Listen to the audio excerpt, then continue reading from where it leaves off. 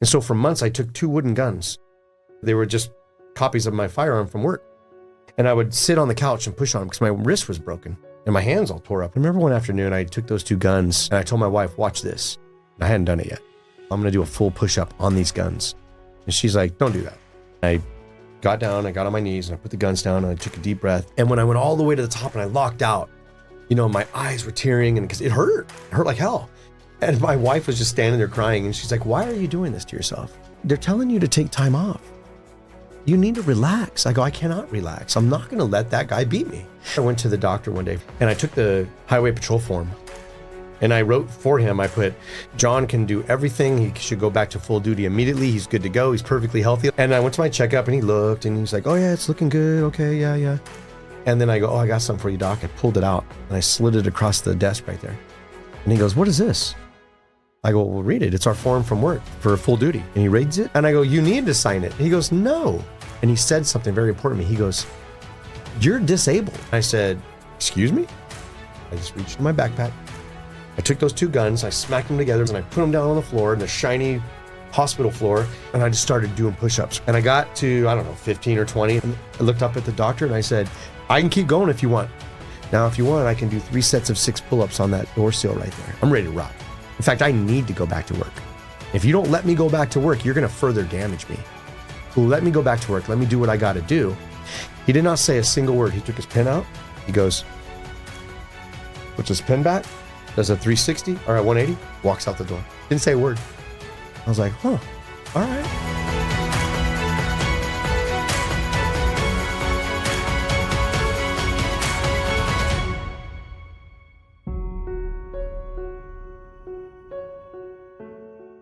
I came up with the idea, it was actually suggested to me, of having the guest write the first question for the next guest, not knowing anything about them, not knowing anything about their story or anything, just what question might they want? That's this option. The other option is embracing AI, giving AI a very general, hey, they're a former first responder. What question might be something that would be a good starter? So you've got 2 options. You get to pick which one we start with. I just spent about an hour with a friend, literally right before I came here, talking about AI. I'm fully embracing it and teaching about it. But I want to do the guest question.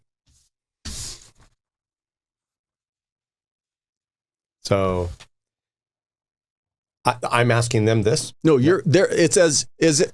I just put it on paper. What I'm going to eventually do is have it on a 3x5 in an envelope. Just imagine it's me asking the question, but just go ahead and read it. Yeah, who or what was your biggest influence on entering your career? So now for you, that's kind of unique because you've got 2 options, both your military and your law enforcement. So I'll let you pick either one and just go from there. It's hard to say because of the process, the way it happened. And I think just, the whole chronological, event of going into the military and not going down a path that I thought I was going to go down, it becomes a bit ambiguous. And it's really hard to answer that. And it's one of those questions where like, well, I'm going to have to explain. It doesn't come out that easy. And so if I were to start from the beginning and then kind of just keep on going, I think it would make more sense. Then let's do that. Let's take you all the way back. Okay. Where's hometown? Where'd you grow up? Okay. So I really don't have a hometown because I was a military dependent child. I was born in Spain and my father was in the Air Force and he took us around the world. Started in Spain, then we went to George Air Force Base, then we went to Nellis Air Force Base, where in Las Vegas, where I did a lot of growing up there, right up to 13 years old. And then right when I turned 13, my dad sat the family at the table and said, okay, guys, I got 2 options for you. We can go to Okinawa, Japan, or we can go to Azores, Portugal, which both islands, you could see kind of the direction he was headed. In hindsight, I wish he would have split them and we went into both, but we chose as a family Okinawa. And so we went to Japan. I turned 13 years old and then started high school. I'm going to pause you there real quick because there's a lot you're unpacking. Big family in the sense of brothers, sisters? So my family is me and my sister, and then 2 adopted siblings. My brother, 10 years younger than me, and then my sister, who's about 11 or 12 years. Now, with that though, since then, my parents have adopted, I think, a total of 14 kids. Wow. Yeah. So yeah, it's a pretty big family. But at the time, it was mom and dad, and then 4 kids. And you were the oldest at that point? I was second oldest. Second oldest. Yep. At that point, where was the longest time you had spent at a military base? Las Vegas, Nellis Air Force Base, and loved it. Spent a lot of time in the desert on my bicycle, building forts, just having fun and enjoying nature and being out there. I wasn't a big sports kid. I did play baseball. I played soccer, but I liked the solitude and being able to go out and relax and just kind of be with nature and be quiet, if that makes any sense. We're not talking about talking quiet or noise quiet, but more just of a spiritual quiet. I would ride my bike way out in the desert and go for really, really long walks and just explore and have a good time. And I like doing that. And so fairly solitary, but I still had a lot of friends, had a good time. And I kind of continued that even when we went to the island. Your dad was doing what in the Air Force that gave him the option to select where he was going to go? So my dad was a non-commissioned officer. He worked in sheet metal at the time. Early in his career, he was a fuels specialist, but he had retrained and became a sheet metal. So, he worked on aluminum skins of aircraft. He worked on hydraulics. So very, very mechanical and a lot of fun, right? Because he taught me a lot of skills along the way that were very interesting to me. Not something that I chose as a career, but definitely something as just a homeowner and a dad that were pretty handy. And he did those skills and had a really good time at it. Loved his job. I never saw anything negative about the Air Force from my dad's perspective. And he was pretty busy. They would have deployments and 12-hour shifts. And he was on flight status for a while and working on C-130s and being the maintenance person there. But it seemed pretty cool, but still not something that I thought I was going to be interested in. Did he end up doing a career? He did. He did 21 years and then retired. And then after he retired, he went to the California Department of Corrections and became a correctional officer, and then did that until a second retirement. And now I would call him fully retired. Now, you started out in Spain, born in Spain. Yep. He came back to California, Vegas and then California, correct? California, so George Air Force Base near Victorville. He was stationed there. And then he was stationed at Nellis Air Force Base in Las Vegas. Where was his home? He's from the San Joaquin Valley, south of Fresno. And he's actually from a really small town called Orosi and Cutler. I would call it more Orosi where he's from, but they're basically little sister cities or sister towns. And then the family kind of extends into a little area called Dinuba. So yeah, it's But his draw Valley. was back to California after he got out? It was when he retired, him and my mother decided, because they're both from the same area, that they wanted to be close to family because they had spent, over 20 years away from family all over the world. And I think that they had a draw to go back and be around family. And, in hindsight, it's something that caused me to not do that because I'm like, well, no, like family nowadays is only at the most 4 hours away. And if you look and see, like, how often do you see your extended family members?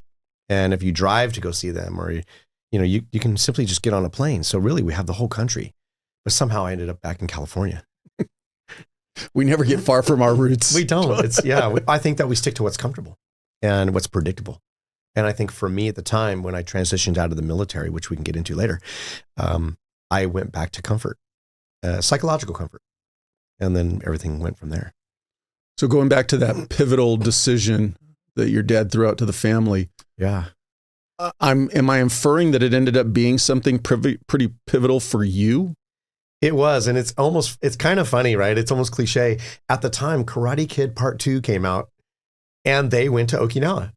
And I was like, whoa, that sounds pretty cool because I haven't seen any movies about the Azores lately. But Okinawa had a lot of history. It was very popular. Anyone, that was in the Marine Corps, they knew Okinawa. And so the word Okinawa had come up a lot. And I think just from, frequency I think it leaned us toward that. Plus I liked Japan. I liked the thought of Japan. I liked the society and, just the culture. And I thought, that'd be pretty cool. So my vote was Okinawa and ended up being I believe it was a unanimous vote in the family. How many years did you guys end up staying there? 4 years. And what was the reality like compared to what you thought it was going to be? better, much better. You see what you see on TV, which was totally inaccurate. That wasn't even filmed there. It was filmed in Hawaii. Getting to Okinawa, the second that we stepped off the plane, I remember I had a pair of jeans on, like some Levi's, and I had a Batman t-shirt. Remember when Batman t-shirts were all popular in like the late 80s?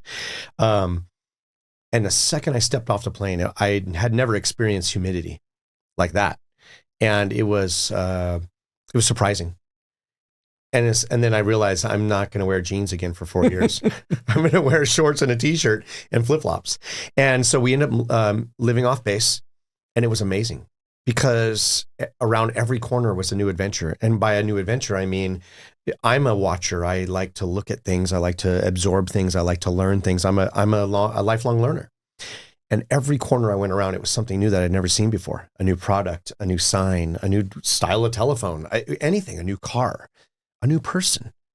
And I love just going for walks around in our neighborhood and seeing like, how cool is this? I'm in a completely different country and everything is different until we go back on base. And then we have this, like, we try to assimilate America, but then you get right back off base again, or off post, depending on where you were stationed there on the island. And it was just amazing. And not only was it amazing, but the culture's huge because you can take your wallet out on Okinawa and set it on the seawall and go surfing for 4 hours and come back and your wallet will still be sitting there. It's just a different place, and it's peaceful. It's very spiritual in me, the way I see it. It's beautiful. The whole island is just a beautiful tropical island. It's just a mountain sticking out of the water. It's probably 3 or 4 miles at its most narrow, and about 7 to 13, I guess, at its widest. But then it's about 30 something miles long. I mean, someone's going to check that, and I'm probably wrong. But that's pretty general, right? So it's just like this long, thin island just stringing across the East China Sea. And the war had ravaged the island. It had stripped it of vegetation, right? There's a lot of unexploded ordnances. Well, a lot of that's been taken care of now. And now it's just beautiful. The people are beautiful. The scene is beautiful. The vegetation is beautiful. And then let's add the ocean. The whole island's surrounded by coral reef and sandy beaches and some of the most perfect breaks and perfect waves. And I stared at them for a long time until I finally got involved in riding those waves. And it was just a wonderful place to grow up as a teenager from our freshman year all the way to the senior year. I actually left about 4 months before the end of my senior year because my dad had retired. And one of my best friends, who his dad lives in Murrieta, was in the Marine Corps. He was a sergeant major. And we were working towards agreeing to allowing me to stay the last 4 months. And we could not get the SOFA agreement, the status of forces agreement, to allow me to stay there. And so I had to go back to California, and it was terrible. I found myself at the end of my senior year in the San Joaquin Valley in a little farm town,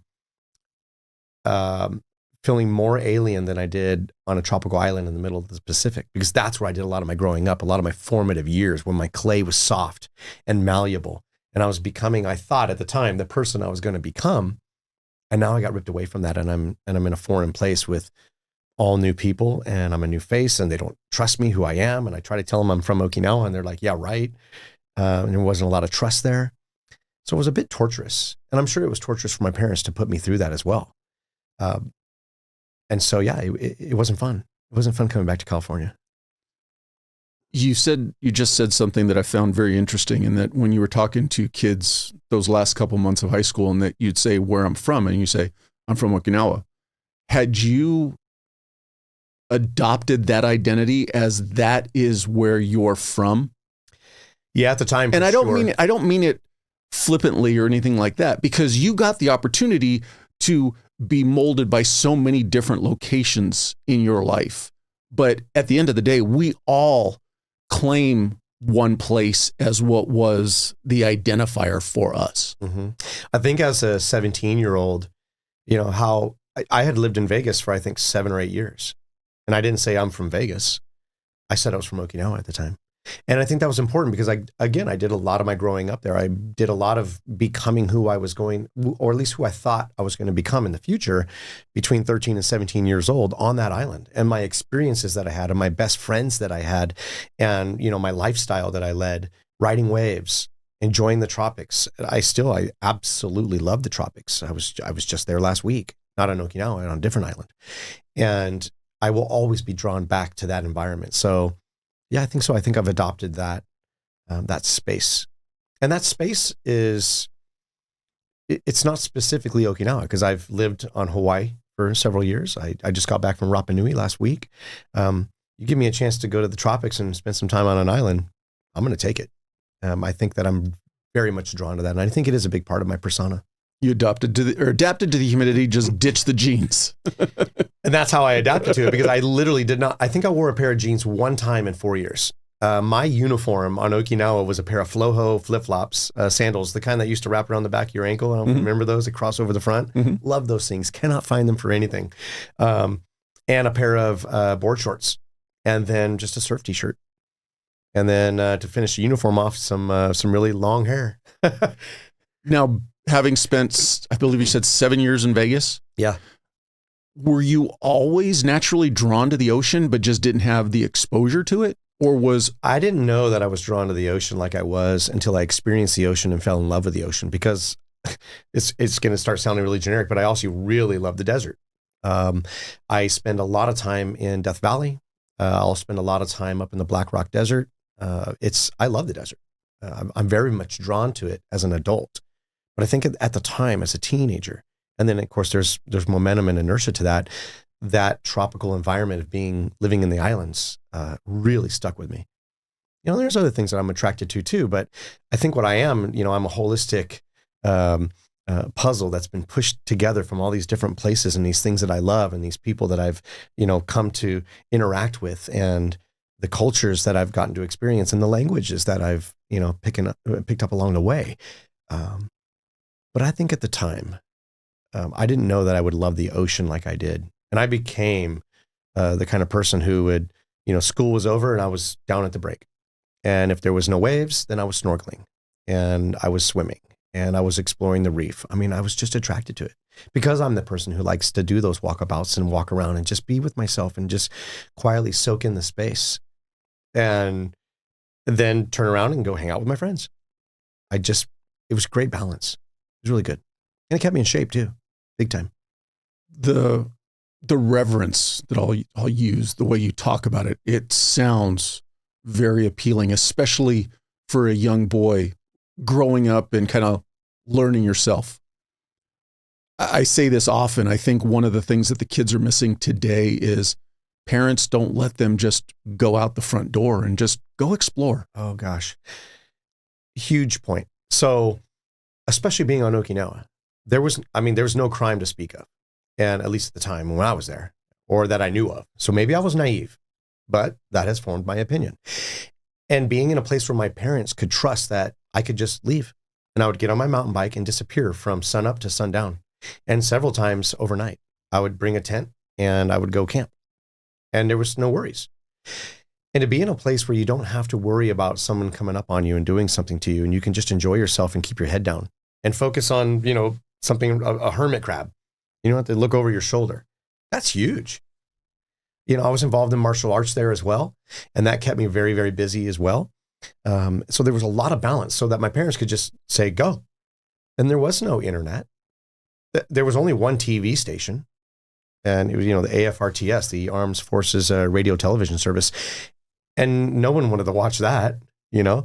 And so you left and you spent a lot of time outside. Whether it was in a swimming pool, whether it was in the ocean, whether it was on my bike physically moving, whether I was running, because I ran as well. It was really cool. A lot of hiking. And the hiking was neat because it was on the coast. There was, you know, I did hiking inland, but most of it was on the coast and just exploring and seeing things. And then there was exploring around town. And you go out on, you know, into Okinawa City or Ishikawa, you know, because I'd ride my bike these long distances and just leave my bike on a wall and go walk around for hours and see neat things, and then just come back and my bike's still sitting there and I'd ride home. Really neat. Then later, as I got older and I had friends with vehicles, and then we would go find cool surf spots and good breaks, be on the other side of the island where we had never seen before and no other kids would go. And so we'd drive over there and ride waves on the other side and more exploring. How old did you have to be to drive in Japan at that time? We might have broke some rules. We had to be 16 on post or on base, but to drive off base, you had to be 18, I believe. So I don't know. Now, licenses weren't as extravagant as they are now, and they were easily manipulated. Was your friend group largely other service members' kids or largely indigenous? No, service members. There was definitely a language barrier. I took 3 years of Japanese in high school, and I could speak pretty well. And you got a lot of respect off base when you did speak Japanese, and I could read, write, and speak. So that was a great skill to have. But socially, all my friends were from my high school and similar activities, right? So they were wave riders. They were very active. One of my best friends, who again, his father lives in Murrieta, his dad was in the Marine Corps. And while we both had the commonality of riding waves, he was a big time into football and baseball.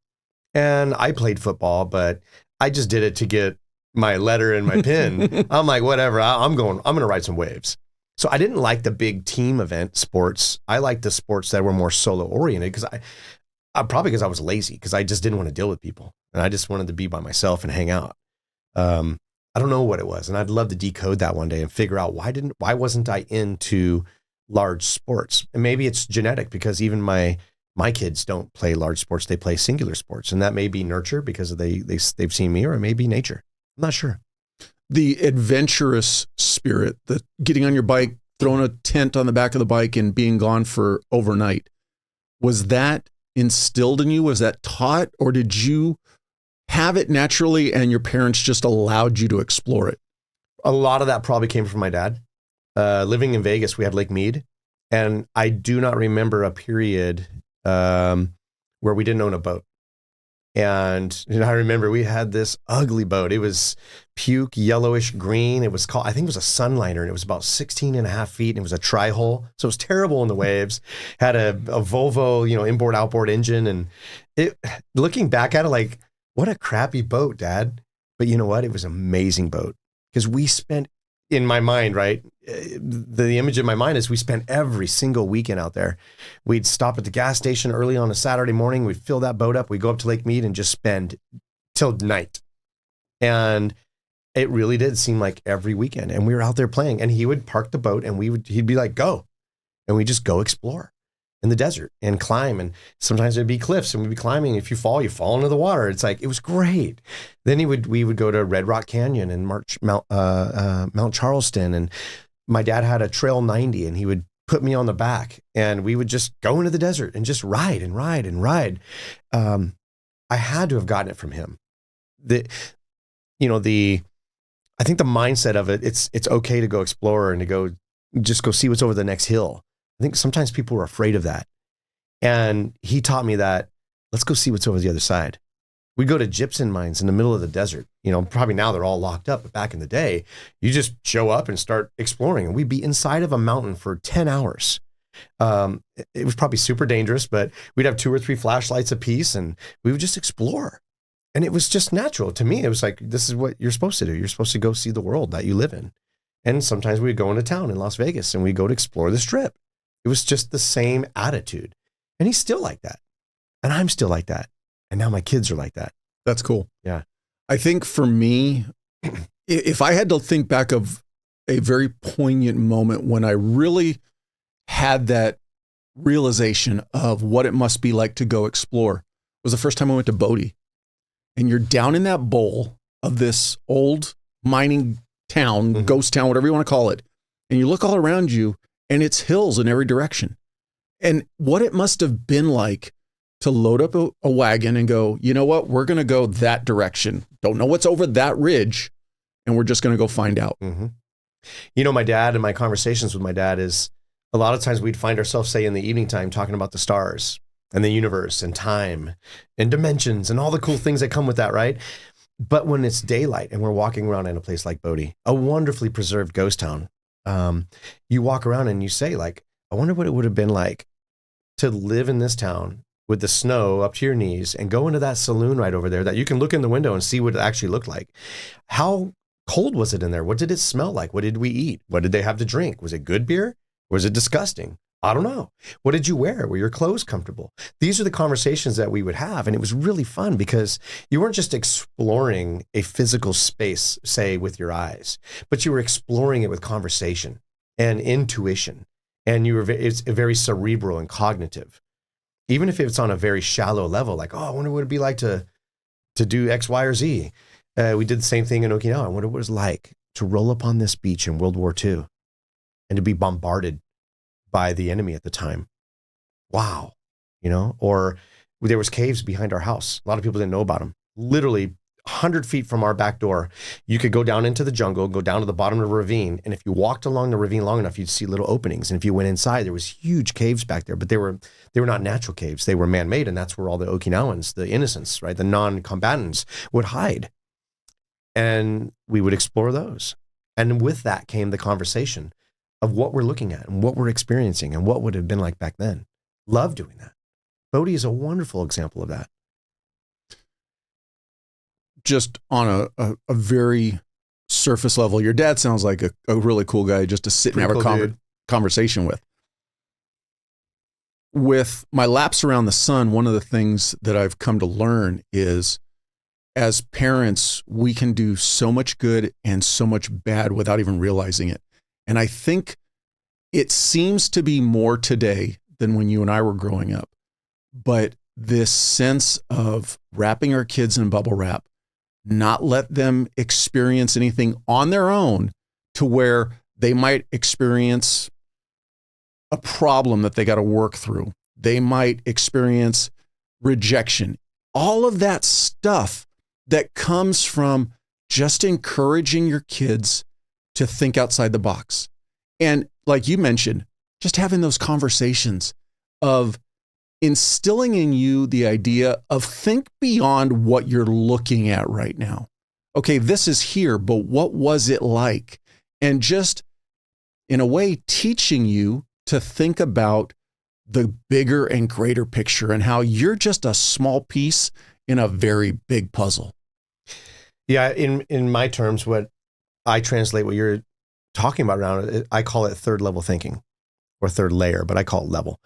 It doesn't matter if I'm, say, in an interrogation, in an investigation. We don't want to stop at the first layer. I don't say, hey, where were you last night? And then say, okay, and then move on. Where were you last night? What time did you get there? How long were you there? Who were you with? There's so many layers that we can go down. And as my father showed me the world, and my parents, right? But I'm putting giving my father a lot of credit right now. But I think that he, probably without even knowing it, he was teaching me third level thinking. And as I raised my kids, my boys, I have two boys right now. They're getting ready to be 19 and 21. My older son would say, hey, Dad, can I go into the shed? It's like a workshop. And can I do X, Y, or Z? And I'm like, sure. But make sure it's cleaner when you leave than it was when you went in there. And do whatever you want. And if you break something, tell me. Like there was no, I'm not going to stand over your shoulder. Just be careful. Don't cut your finger off. Go do your thing. And make sure, though, that you have a standard and make sure there's accountability. And a lot of times if they had a question, I'm like, do what you think is best. Go. Just go do it. But just know that you'll be accountable for your actions. So when you make that independent decision on what you're going to do, there will be, accountability for it, whatever that happens to be, responsibility for that. So what that causes them to do is to have a third level thinking attitude where, okay, what am I going to do? But then what's my dad going to think about what I'm going to do? Instead of just making a first level decision, they're actually thinking 2 or 3 levels down, playing chess a bit, social, emotional chess. What's going to happen next? What are the consequences of these actions? And for the third layer, what are my responsibility level and what's my dad going to do about it? But I think what they quickly learned is as long as they were honest with me, they would get so much forgiveness and so much room to make mistakes, because that's really where we learn. We learn much more through failure. I would say easily tenfold through failure than we do through, success. And so I wanted them to go out there and fail. I just want to do it safely and not get hurt permanently. They got hurt and they did dumb stuff and they made mistakes, but I always supported them. I didn't find myself crushing them. I will say there was a period where I was being very negative and because I was having a lot of personal issues due to work and stuff. But for the most part, I gave them all of that freedom to go out and fail and know that you can come back and there's a support system here for you, that I'm not going to judge you. Unless you did something dumb and you didn't consult me or you lied to me, then I'm going to judge you. I'm going to judge you hard. And I'm going to hold you accountable for that. But for the most part, go get it. Go figure it out. How were your parents with academics? Were they pushing school on you or? Not really. Obviously, they wanted me to be successful. And the report cards would come out and I would have some solid C's, maybe some B's. But my teachers would be very frustrated with me because they would say, listen, this kid, he knows what he's doing. He's smart. He aces all the tests, but he just absolutely refuses to do homework. And my attitude was, homework? What is that? No, I do schoolwork. I'm not taking schoolwork home. When I'm home, I'm home. And if I'm at school, I'm at school. And if you want me to do work, I'll do all the work that you want me to do at school, but I am not taking it home. Sorry. And I just decided that because I was, a contrarian. And that's just one of the things I decided. And because I refused to do homework, I would get low B's, high C's, solid. And if it dipped down into a low C, they knew there was an issue. Something's going on. Once in a while, I'd pull an A because I was able to do the homework on the bus or because I was during quote unquote school hours or at school itself. But most of the time, I truly did not care. I'm like, that's your rules that you decided. I'm proving to you that I know what I'm doing because I'm solving the test. I mean, not solving them, but I'm passing the tests and I'm doing quite well. So don't judge me because I'm deciding that I don't want to do homework. And it was interesting because my parents would get frustrated with me because I wasn't getting the best grades I could because they want the best for me. And, they didn't have they didn't have the greatest upbringing when it comes to education because their opportunities or lack thereof. So they wanted me to be better than them. But I think they were getting frustrated with me because I wasn't being my best. I was just being better. And I didn't care.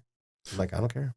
But you're just ahead of your time because that's one of the things I'm hearing today. And when you put it in the concept of being an adult, imagine if your boss said, hey, when you get off work today, go home and do 3 or 4 more hours of work. You're not going to get compensated for it, but you've got to do it because it's going to reflect on your evaluation. Right.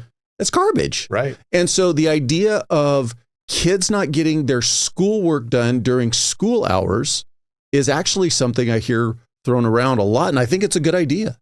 Well, I was very opinionated on this. I was probably, errantly judgy about this. I would see the kids that would spend hours at home and they did get straight A's and they were quote unquote successful in that realm. But then I would, again, probably inappropriately, I would judge them and be like, yeah, you're the one whose boss is going to take advantage of you because you're used to that. You're indoctrinated to that. And you're just going to do it. And work is going to kill you. I'm going to die adventuring. You're going to die working for someone, not me. And that's how I saw it. And I don't know why I made that up or how. Maybe me and my buddies came up with it. Maybe it's because we were just lazy and that's how we justified it. I don't know, but that's how I was. And I think that what it did is enrich my off time. Because when I got home, again, instead of doing homework, I got on my bike and I was down at the ocean. And I was enriching my life in that way. And it was physical fitness. It was being with nature. It wasn't, using substances and, hurting my body and doing bad things, which I'm not innocent of any of those things. But for the most part, it was pretty cool. It would not have been cool to sit at my desk for 3 hours until it got dark. And then what'd you do with your day? I wanted to enrich my life and I was living in paradise. Let's go. How important is the concept of life learning? And I say that rhetorically. Learning just by doing and experiencing life outside of the books or the construct of reading, writing, and arithmetic. Yeah. So first, I will say I'm a lifelong learner and I will never stop learning. I will never stop exploring, whatever that looks like. And so that'll never stop. But to actually answer your question is super important. I think that there are visual learners, there are auditory learners, and there are tactile learners. I have a very visual brain. So even as I'm speaking to you right now, I can see the words in my mind. But I believe I'm a tactile learner. I need to touch, feel, and do it. And, I don't think that I fit in the cookie cutter of school, at least, from K through 12. But even beyond that, I'm always on my phone and Googling things and using AI and asking my AI questions. And because I just want to know, I'm infinitely and permanently curious. I always want to know something new. What's next? Again, it's the same concept of what's over that next hill. Except in this way, it's more cerebral. It's information based. That's why I tire of, let's go to Vegas again. No, we've been there 2 or 3 times. Let's go to Hawaii again. Absolutely not. let's go to Rapa Nui. Let's go where people are like, you went where? Like, that's right. Let's go to Iceland. Let's go to Sweden. Let's go to Germany. Let's go to Chile. Let's go somewhere cool. Whoa. And people get afraid of that. Like, oh, because it represents a lack of predictability. And low predictability makes people's stress go up. And so they shy away from that. And I think that we can stress inoculate ourselves by injecting ourselves into those situations. And I did it naturally as a kid. So I think naturally as an adult, I continue to do it, even with my job choices, you know? And I love throwing ideas around. Some people make fun of me. I say this saying all the time that, hey, I love tossing ideas around because they're free. It's free to toss ideas around. Let's just toss ideas around. Let's see what we come up with. I'm a spaghetti thrower. Let's throw something on the wall 9 times and see if it sticks. And if it doesn't, let's not get frustrated. Let's wait till the 10th time. Oh, look, it stuck. That's pretty cool. But it's fun to throw things against the wall. Instead of sticking to that one thing that you know, let's explore. Let's be better. Let's enrich our lives in whatever that looks like. What you eat, what you drink, your activities, the places you visit, the people that you meet and speak to. It's fun. But you got to get past that desire to have a predictable life. It's scary to get outside of our box. For sure. And I've even been in a few boxes and I was like, ooh, I got to take a step back. I'm getting stuck in a box. And then I consult with people. Hey, what do you think about this? And they changed my mind. You can't be afraid to have your mind changed. And you can't be afraid to live in a non-predictable world. And once you figure that out, stuff gets pretty colorful. A lot of fun. It can be scary, but it's more fun than scary by any stretch of the imagination. Had your dad not retired or you'd been able to arrange staying in Okinawa through graduating high school, would you have stayed there as an adult? No. I would have graduated. And then my plan was to come back to California. There's your predictability. But I wanted to go to Cal Poly and be an environmental engineer because I love the ocean so much. Slow? Slow. Yep. I wanted to go to Cal Poly, San Luis Obispo and become an environmental engineer, but with an emphasis on oceanography. I wanted to map the ocean. I wanted to see the ocean. I wanted to be able to explore the ocean and then do whatever I needed to do with the environment that was connected to that.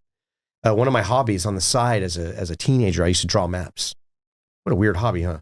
Yeah, I would take graph paper and I would close my eyes and I would just draw a random shape and they were always islands. And then I would draw the infrastructure of the island on the map. And then I would draw the topographic lines and you could see the hills and I didn't even know what I was doing at the time. And it made land nav a little later quite, a lot easier. But that was one of my hobbies and I always loved islands. But then it was like, how do I get to the next island and what does it look like underwater? And I wanted Cal Poly to teach me that. So that was my goal. I was going to be an environmental engineer somehow. And with that emphasis on oceanography and just the ocean in general. And, we went back to Dinuba and then I ended up graduating from the high school there, only there for obviously a few months. And then something happened. My dad's a talker. My dad will talk to a rock and make buddies with them too. And they'll have a conversation. My dad will talk to anybody. He'll spark up a conversation. And because he had just left the military and he was in transition, I think there was a draw towards anyone in uniform. And he saw an Army Sergeant First Class in his Class A's walk by. I don't know where. The school could have been at Kmart for all I know. I don't know at the time. And what year did you graduate high school? 93. And he says, hey, how's it going? And, yeah, my kid's getting ready to graduate. You should talk to him. And he just said it because my dad will just want to talk to you. And he was looking for something in common. And he sees this guy's a recruiter. And so he mentions me with no intention of me actually joining the Army. If anything, my dad would probably have wanted me to join the Air Force, right? And I don't know, this conversation occurred. Next thing you know, of course, he's a recruiter. What's he going to do? He calls the house. And who answers the phone? Hey, how you doing? This is Sergeant First Class, whatever his name was. I talked to your dad and he said, you're interested in joining the Army. And I'm like, I am? He's like, yeah. Do you mind if I come over tomorrow? I just want to talk to a few, he did the recruiter thing. And he started talking to me and yeah, I'd love for you to just come down to the recruiting station and maybe watch a few videos and just see if you're interested. So I was like, okay. So Saturday morning, let's go. So we went down to recruiting station in Fresno and I sat down and there was a poster on the wall. And the poster on the wall was a soldier. There's always a poster on the wall. Oh yeah. And that soldier had a completely green uniform, the old OG 107s. And he had a big rope across his chest. And then he had the old M16A1. But the way he was holding it, it was just so, it looked casual, but professional at the same time. I don't know how to explain it. Like, that's an extension of that guy. And above was the black and gold Ranger tab. And I don't know, it wasn't the be all you can be slogan, but it was something about the Rangers. And I was like, what's that? And I remember I wasn't talking to my original recruiter, but some other guy. And he goes, oh, you don't want to do that. I'm like, what do you mean? He's like, well, that sucks. I'm like, really? Right? Because that's right down my alley. I go, well, do you have the little video on it? And he put the big old laser discs. Remember those big, thick laser discs? He put that in the machine and he's like, sure, go ahead and watch it. Holy moly. These guys are rappelling. They're walking through swamps. They're on Zodiacs. They're jumping out of airplanes. They're climbing mountains. Like, sign me up. And they're like, really? And at the time, I'm probably weighing $140, soaking wet. And then I had to search for a job.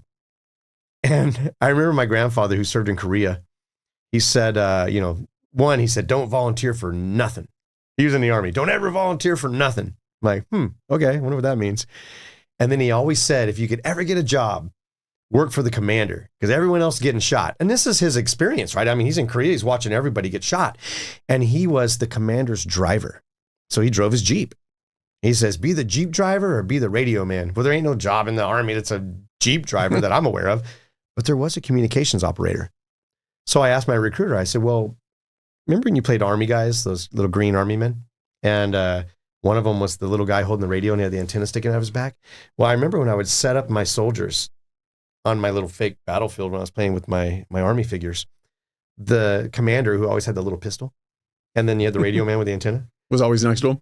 Was always behind. Yeah, it was always behind the soldiers. I was like, well, shoot, I might as well hang out and kind of watch things happen. Not that I'm afraid or less adventurous, but I was like, that's what my grandfather told me to do.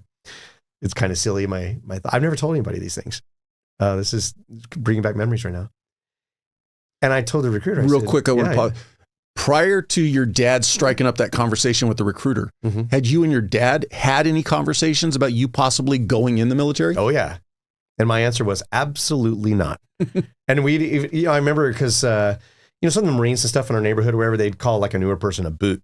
And our slogan, even my best friend, whose dad was a Marine Corps Sergeant Major, our little thing was, I don't want to have a life in the boots. I'm not going to live in no boots. Like, I'm not going to live in the boots for the man, I'm not doing that. Are you crazy?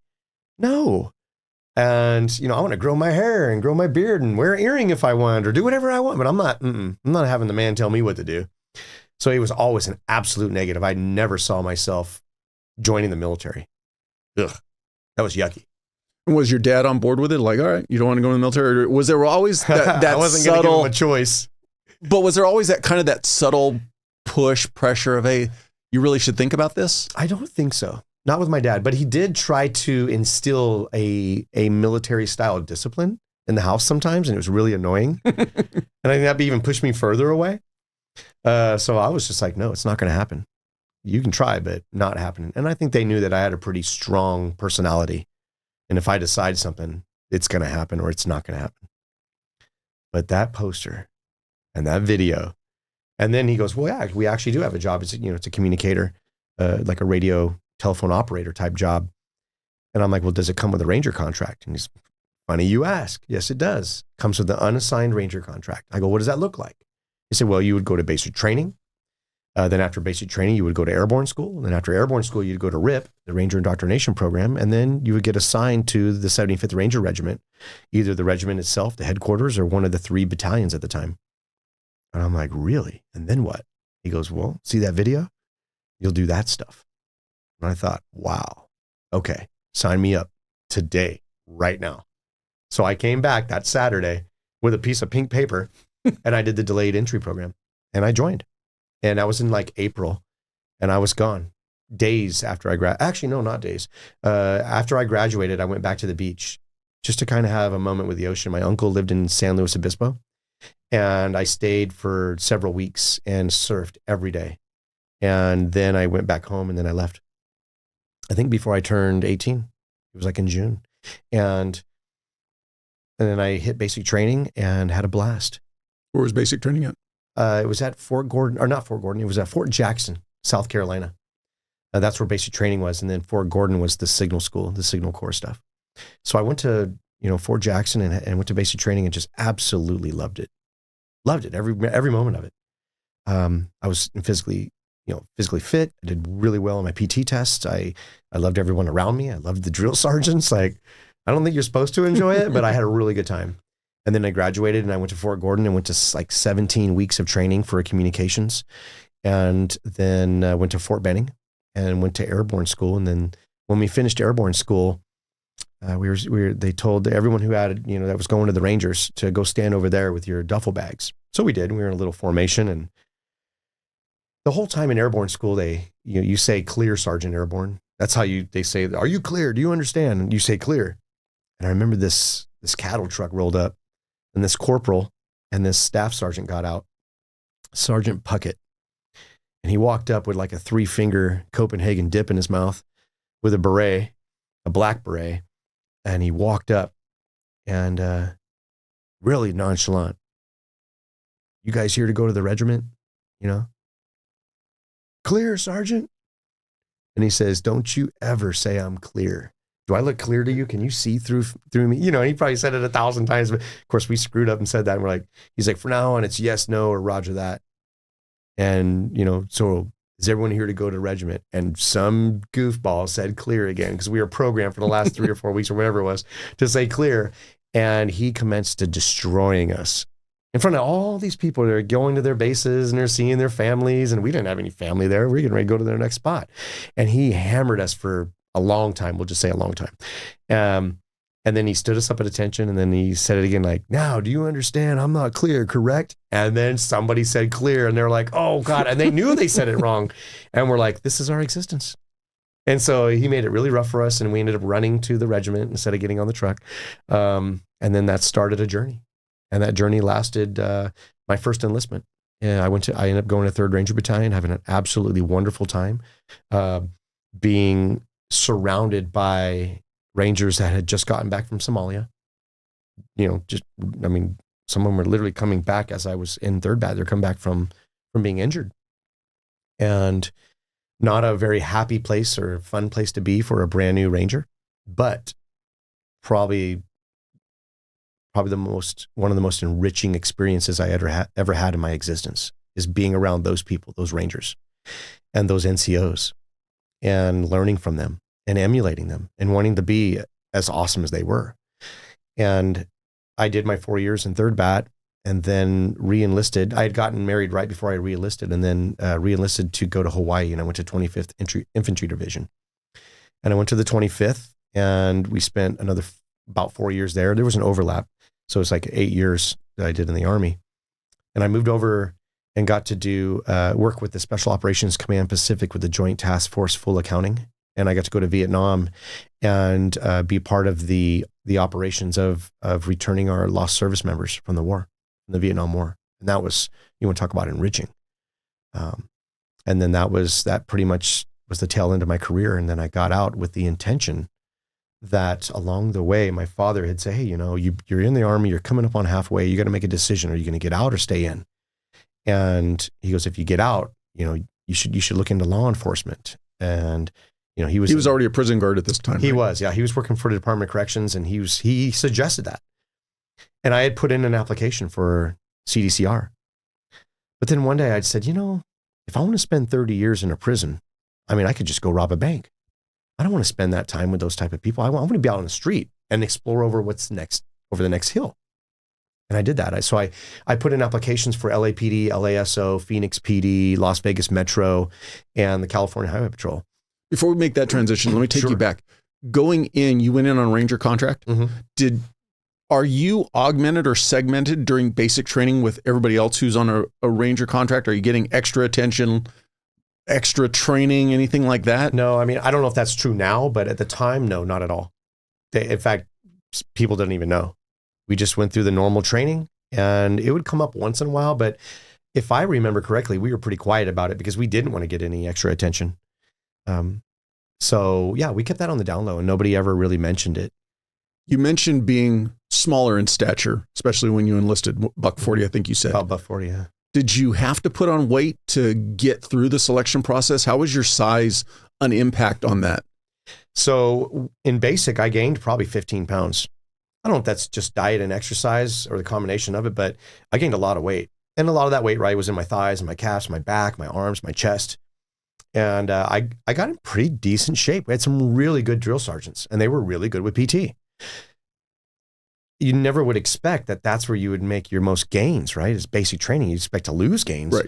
But for me, it was great. And I would consider myself, a slow twitch athlete, an endurance athlete. And so I think it just worked for me. And then when we went to Fort Gordon, that's when they started asking. And I think the regiment came around and was asking for people like, who's interested in coming to the regiment? And then they said, oh yeah, well, we have workouts. Or they would sit us down and just talk to us. What should you be working on?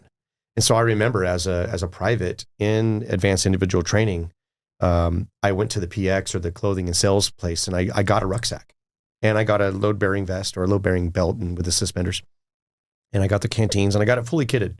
And then I would just put weight in there, and we had this massive track in Fort Gordon at the time. I don't know if it's still there, and I would just go out and road march and just walk and walk and walk. And then I would run. And then they had a beautiful pool there that nobody used. And I would be in there every weekend for hours swimming. Plus I missed the ocean. And so I worked out a lot, mostly out of fear.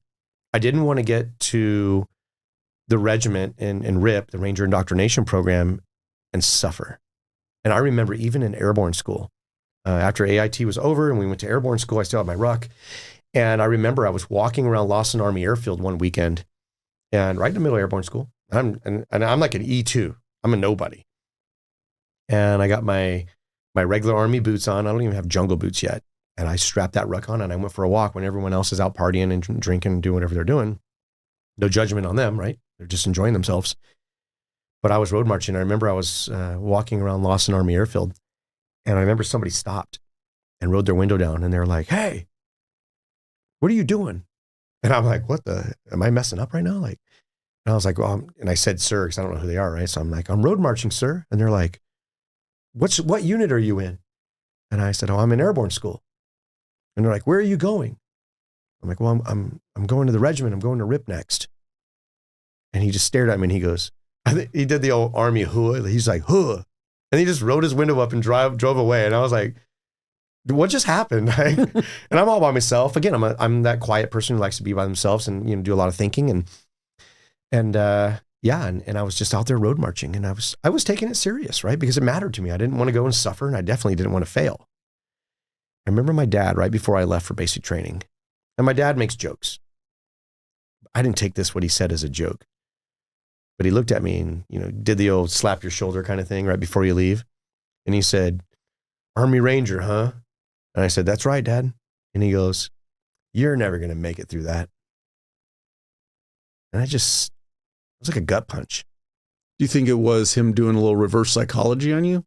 I don't know if it was ill-placed humor. I don't know if it was reverse psychology. I don't know if it was true.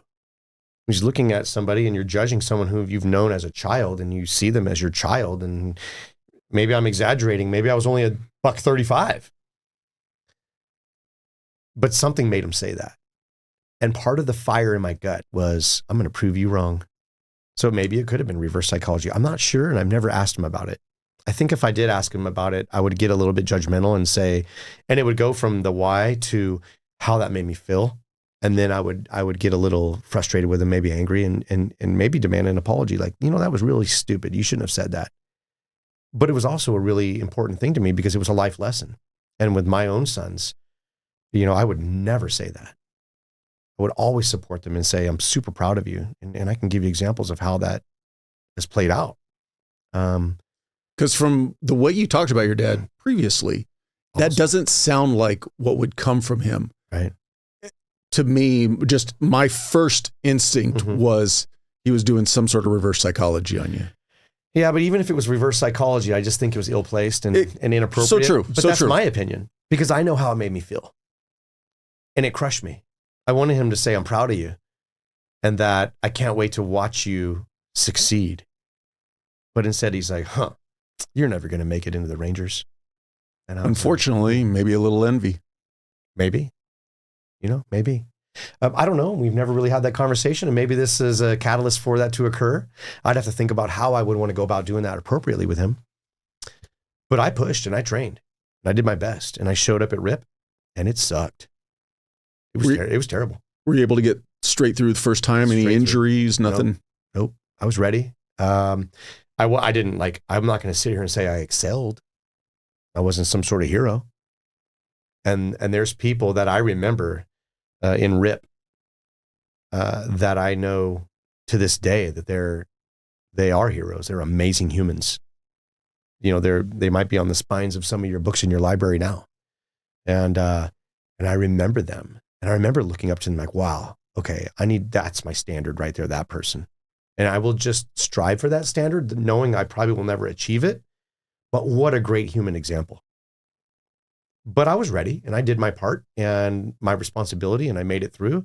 And then I got assigned to the 75th Ranger Regiment.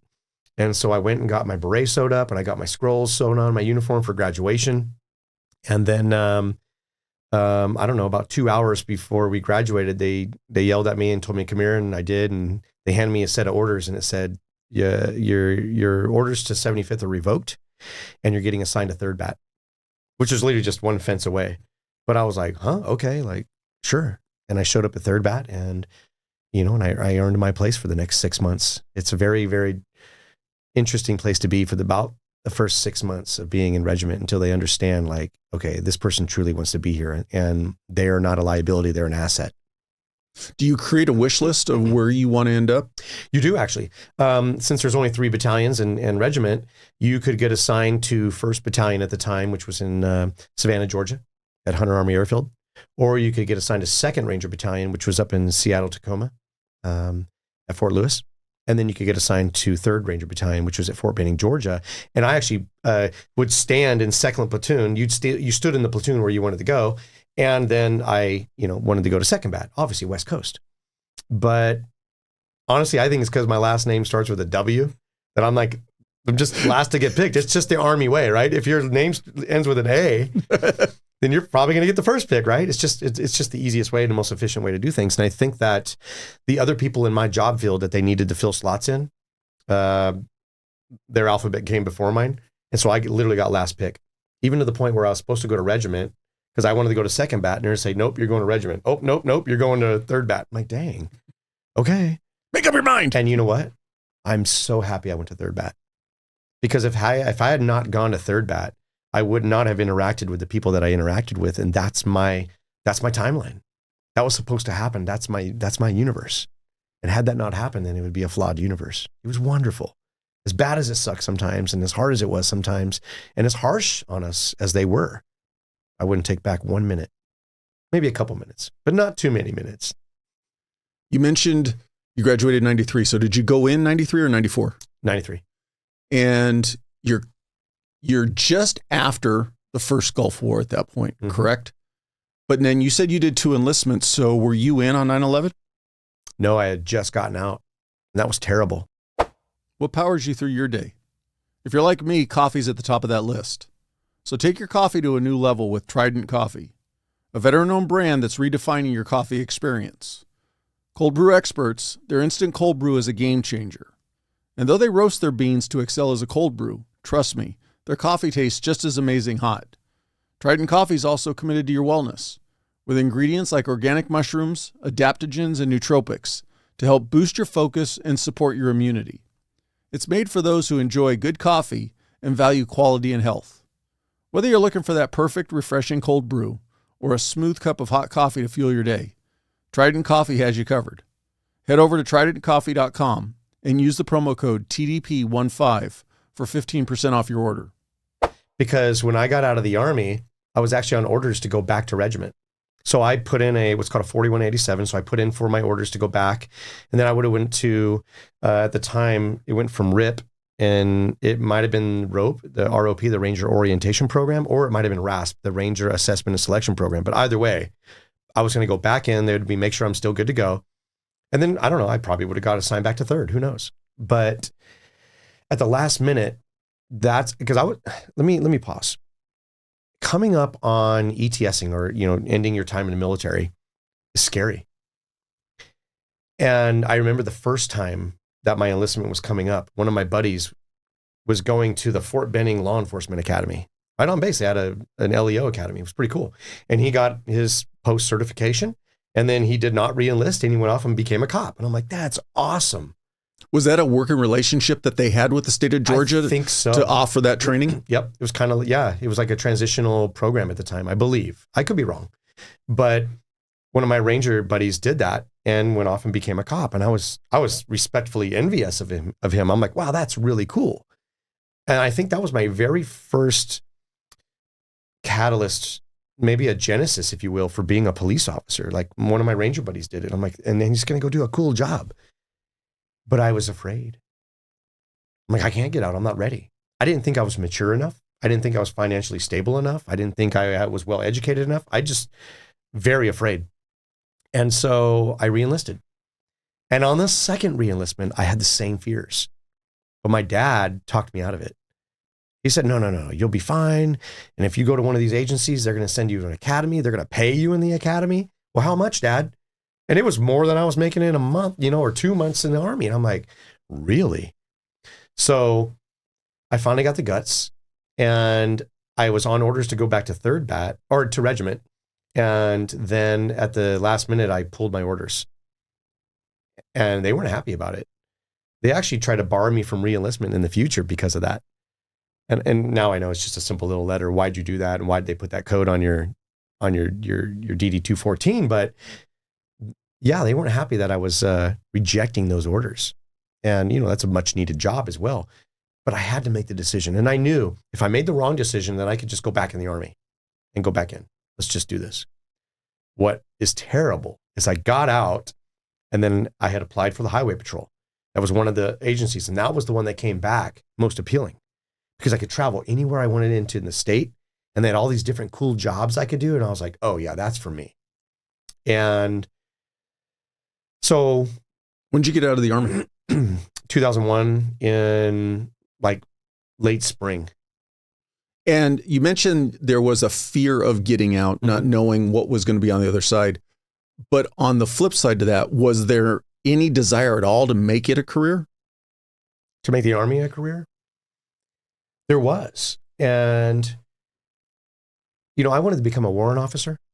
I had some people that I looked up to, that one in particular was enlisted up to E6, then became a warrant officer, then became an officer. Now he's a 2-star general. And I thought, when I met him, he was a warrant. And I'm like, I want to be that guy in that job. I want to be him, He was so influential to me. And the reason why I ask, because you mentioned that there was the fear of getting out, but, and where I'm going with this is it's not like, man, I really wanted to make a career out of it, so let me just stay in. It almost kind of sounds like, I don't really want to make a career, but the fear of getting out is the greater fear, so I'm just going to stay in, is the way I'm kind of reading it. There was a bit of balance there, because my nature is to not be afraid and be like, I'm just going to get out and see what's next. But then there was also the stability that growing up in the military and now being in the military, even though I didn't even think I would be in the military in the first place, I really excelled in the military. I liked it. I loved it. And while I wanted to stay in because there was opportunities and things I wanted to do, I also felt like I need to make the right decision here long term when it comes to retirement, when it comes to benefits, when it comes to just pay and lifestyle. And so that's why I had chose at the last minute, because I was getting ready to serve my orders to go back to regiment, to get out. And it was a leap of faith. And it was absolutely scary. But part of the appeal for me is the fear, is the unknown. Like, wow, here comes an adventure. What are we going to do with it? And so I took the leap. And I got out, and then I joined the U.S. Forest Service and became a wildland firefighter. I was in Kings River Hot Shots. And at the time, we were actually a Type 2 crew. And at the end of the season, we became a hot shot team. So that's what they were shooting for the whole time. So it was really cool. We worked really hard to meet that standard and exceed it so that they could prove that this team could be a hot shot crew. Then the season ended, and I joined Tulare County Office of Education. But right at the same time, 9/11 hit. And I'm like, what? And the first thing I saw on TV was 3rd Bat jumping into northern Iraq. And so I immediately called my CHP recruiter and said, you can count me out. I'm going back in the Army. I'm not missing this. I just did 8 years of scrimmage. And right when I get out, now they get to play the game. And that's also my peers. You know, for those that weren't in Somalia that came in at the same time as me and stayed in for a while, this was it. Let's put 8 years of training and experience towards warfighting. And I was missing it. I was watching it live on TV. And it was painful. I didn't want my partners, my Ranger buddies, to be out there and something to happen to them. And I couldn't be there with them. And then number 2 is the selfish side. I'm a soldier. And I'm sitting on my couch watching Rangers do their job while I watch it on TV. And I did not like that. And I remember my recruiter from the Highway Patrol, she said, don't worry about it. Be patient. I understand how you feel. It's going to be okay. I go, it's not okay. You guys told me there would be an accelerated testing period that I would be in, and basically right when I got out of the Army. And here I am sitting around waiting. And you guys keep telling me, yeah, just keep waiting, keep waiting, keep waiting. Right around the same time, I convinced my wife to join the Highway Patrol. And it was kind of weird. Her process was going a little faster than mine. She got in, it took me about 2.5 years total. She got in about 6 or 7 months. And I didn't think that was very fair. And that was part of more of my frustrations. So more than once, I called my recruiter and said, forget it, I'm out of here. Did you put all your eggs in one basket as far as law enforcement agencies, or did you test with any of the other agencies? Nope. Once I had put in applications for the Department of Corrections, and then I rescinded all those. And then I was pure Highway Patrol. I mean, I was all in. Now, going back real quick, when you were getting out of the Army, they kind of gave you you're a bad boy letter. We don't even want you to re-enlist down the road. Kind of. It was all it was a 3-letter code on my DD 214 that nobody knows what it means unless you know what it means. But yeah, they were mad at you for getting out. Yep, they wanted me to re-enlist and go back. Now the flip side to that, though, obviously, spring of 2001, they couldn't predict 9/11. So flip side, now 9/11 happens. Are you getting phone calls like, "Hey, do you think you want to come back in?" I did get some phone calls. One was from an infantry unit. One was from an intel unit, but I didn't get any from regiment. I mean, they were kind of busy. Because while I was waiting, I had contacted those units. And so I was kind of like sitting on their recruiting desk probably. And they're like, oh, we got a prospect right here that might be interested. So they did call me. And then I talked to my recruiter and she said, stand by. On the side, I also contacted the 129th Pararescue, or the 129th Rescue Unit at Moffett, and said, I'm interested. And I remember the senior chief said, absolutely not. I'm like, why not? He goes, because you are literally in your backgrounds to go on the Highway Patrol. I'm not letting you screw that up to go get in the pipeline for the next 2 years to be a pararescueman. Forget it. He just straight turned me down. And he said, you need to be patient and go to the Highway Patrol. That is an awesome agency. I'm like, whoa. So he increased my patience. Pretty interesting that a military NCO would say that to a civilian when they need bodies, able-bodied, well experienced. I would have fit right in with that unit, but they said no, absolutely not. And so I waited. That's a sign of a good leader, though. I think so, because seeing your complete picture, you weren't directionless. You had we'll call it a purpose. You were trying to get on with Highway Patrol. They saw that would be, in theory, a better option for you, for your family, looking at all of it as opposed to the selfish side of, wait a minute, I could get somebody to come back in and backfill my team or fill my team. That's leadership. Right.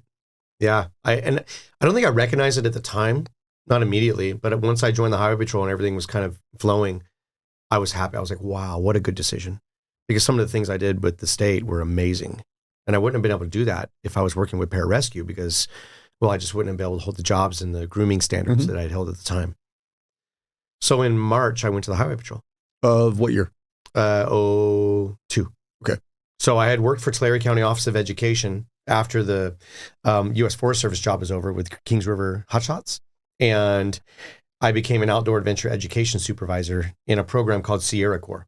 And at the time, I was working with at-risk youth. We had about 24 students. They were split into 2 squads. Half of their time during a 8-week course, they were in the classroom, and half the time they were with me in the woods with my staff. And it was amazing. I joke and I tell people that Tulare County paid me to do what I was going to do on my off time anyway. Kayak, hike, climb, enjoy myself. And I got to do it with these kids. At first, I didn't understand. We're talking about gang members, kids that had done criminal acts, kids that were working off a beef with the DA, and this was their last option. Or you're going to the California youth programs. I didn't know that. I just saw them as kids that apparently needed to get into a cool program.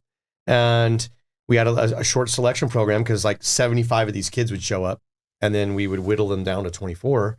And then, that next Monday we started, and I would take them to the woods, and we would start at basics and do outdoor skills. And then we just build and build and build. And it was very modular and progressive and really fun. And what I very quickly realized was these kids, 13 to 18-year-old at-risk, quote unquote, at-risk youth, were extremely resilient. I learned lessons from that. They were not just extremely resilient, but you could not stop them. If you tried to make them quit, good luck.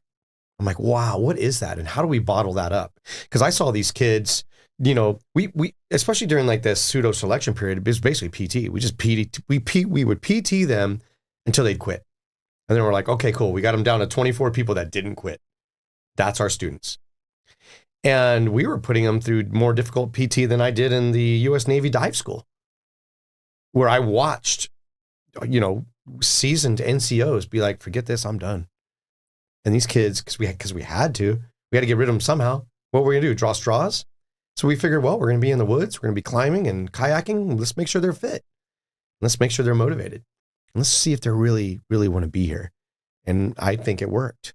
But along the way, when you're sitting around a campfire with a kid who, in my life, I grew up in the military, continued to grow up in the military. Now I'm out of the military, getting ready to be in law enforcement. And they're telling me stories about things I have never even heard of. Abuse, sexual abuse, drug abuse, physical abuse, lifestyle, gangs, crimes. And I'm like, what? My head's spinning. It almost seems like fiction. But these kids have been through so much. And then you hear about how they're being successful. And you think most people would just crawl up into a little ball into a corner and give up. And yet here they are getting challenged in this course. And at the end, they're going to work off their issue with whomever, or get the credits they needed for their diploma or whatever it was their goals were. And they were doing it. Once that 24 got into that course, we did not graduate with 23. We graduated with 24. And so I was like, who are these kids? And what's in their spirit that's making them be who they are? And so at that moment, I started dedicating myself to biopsychology, dedicating myself to the will to survive, dedicating myself to resilience and communication and de-escalation and fight or flight and all the cool things that I thought made them who they were. I don't know if I was right or not, but that's the direction I headed. And so I had to put it on the back burner for the beginning of my law enforcement career, but then I got a degree in it. It was really cool watching these kids right out of Tulare County. Who knows where they are now? Probably highly successful. As beneficial to you going through that experience and learning from those kids, that didn't steer you away from the CHP or law enforcement and staying just with that? No, but a man who was running the program, I won't say his name, right? Not that he said anything wrong or anything, but he tried really hard to keep me from joining the highway patrol. He said, listen, man, you're doing amazing here. These kids love you. You are made for this type of work. And I'm like, nah, I'm going to go to the highway patrol. And he goes, no, man, if you go to the highway patrol, you're just going to be another cog in the wheel. You're just going to be another, like whatever, slave to the government. Like the same things that I was saying as a teenager to my dad, the reasons why I wasn't going to join the military, I was telling him that ain't going to work. And he was telling me the same thing I was preaching when I was a senior in high school. And I said, no, I got this. And I'm doing it. Because there was an appeal to the highway patrol for me. Not just the uniformed presence with the patrol car and being, in a patrol. I actually wrote out an outline. I had a pseudo plan. I had that outline somewhere. And it said, highway patrol first. Then below that, it said, after I got experience, it said, join the DEA. And then below that, it said, go to South America and be a counter narcotic agent, busting coke labs. Like I don't know why. I'm like, that was my path. That's what I wanted to do. So I didn't want to be a uniformed officer pushing a patrol car. I wanted to be a special operator. That's what I did in the military. Why in the world would I want to be a conventional police officer in California? So I had this progression. What's so cool though is the highway patrol was so amazing. I didn't need to do the rest of that flow chart.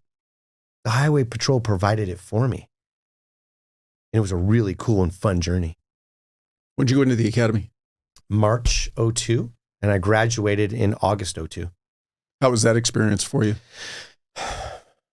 I had fun, probably a little too much fun, because sometimes they were like, John, you need to, Cadet Wilson, you need to relax a little bit, like chill out, like you're marching too hard, or, I called the cadences, all the cadences. I marched everybody. I was pretty enthusiastic, probably on a dork level, right?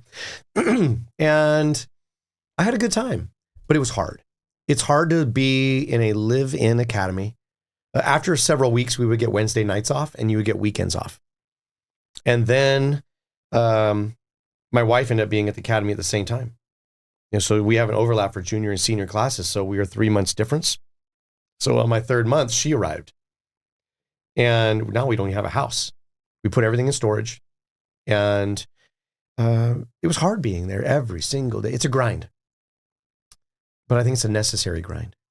And one of the few academies in California that's a live-in academy. Right. If not the only one that I know of. But it's a great place to focus. And at that time in 02, I didn't even own a cell phone. We didn't have any computers. Everything was handwritten. There was no distractions. There was a purity to it. And there was a purity to being in police Disneyland. Like, it's all here. The ranges and the emergency vehicle operations course and the pool. I got permission from my PT sergeant. Like, I had to write a little handwritten letter request, can I go to the pool at night? He approved it. Then I had to write another letter. Can I take these certain supplements for these reasons? Because we weren't allowed to take anything, even a Tylenol, without approval. And he said, absolutely. And I got, the top 3 PT. And I got, like most inspirational cadet award at the academy. I mean, I was all in, but I was all in as a conventional police officer, but secretly wanting to be a non-conventional police officer. But I was loving it because it was all new. And every hour was a new hill to overtake and see what's on the other side, because we're learning so much. I had a wonderful time there. And think about it. I mean, my room and board's paid for, all my meals good to go. My physical training, wait a minute, I'm getting paid to work out every morning? Sign me up. I'm getting paid to go shoot and paid to drive fast, paid to just sit in a classroom and absorb information from super awesome instructors. I'm all in. It's amazing. It's an amazing organization. It still is. Every organization has their challenges, organizationally, socially. They're doing a wonderful job, and they always will, I think. And I got to be a part of that. It was cool.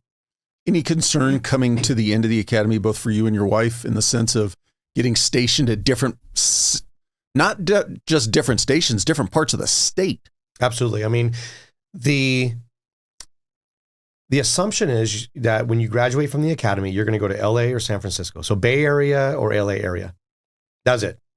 That's where all the new folks I didn't even know the Bay Area was an option. I thought everybody came down to LA. Yeah. It's kind of like North and South to me, in my mind. And again, this is my experience in my world. Mm-hmm. Someone may completely disagree with me, but that was what was going to happen. And strangely, which, let me pause real quick, because nowadays, like, at least because I have instructed at the academy, and we would see cadets going to Mammoth. And you're like, Mammoth? Are you kidding me? They're going all over the place right now because we have a really, really critical shortage for police officers. It's a really difficult job. Right. I think the tides are starting to turn now, but for a while, it's not a job that you would encourage someone to get into, unless your heart was really into it. But at the time, that was pretty much the standard. You're going to go to the Bay Area, you're going to go to LA. And we all fill out our little thing, and they have this little, I don't know, by your last name again and your social security number, and there's some formula, and then everyone gets their assignments. And when everyone got their assignments, I got Los Banos, Central Valley, middle of the state.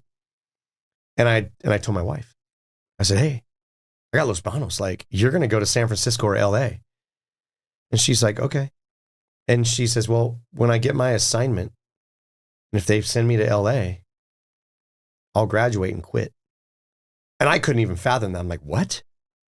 She's like, you love this stuff. Like, you're all in. She's like, I'm fine and I'll be fine.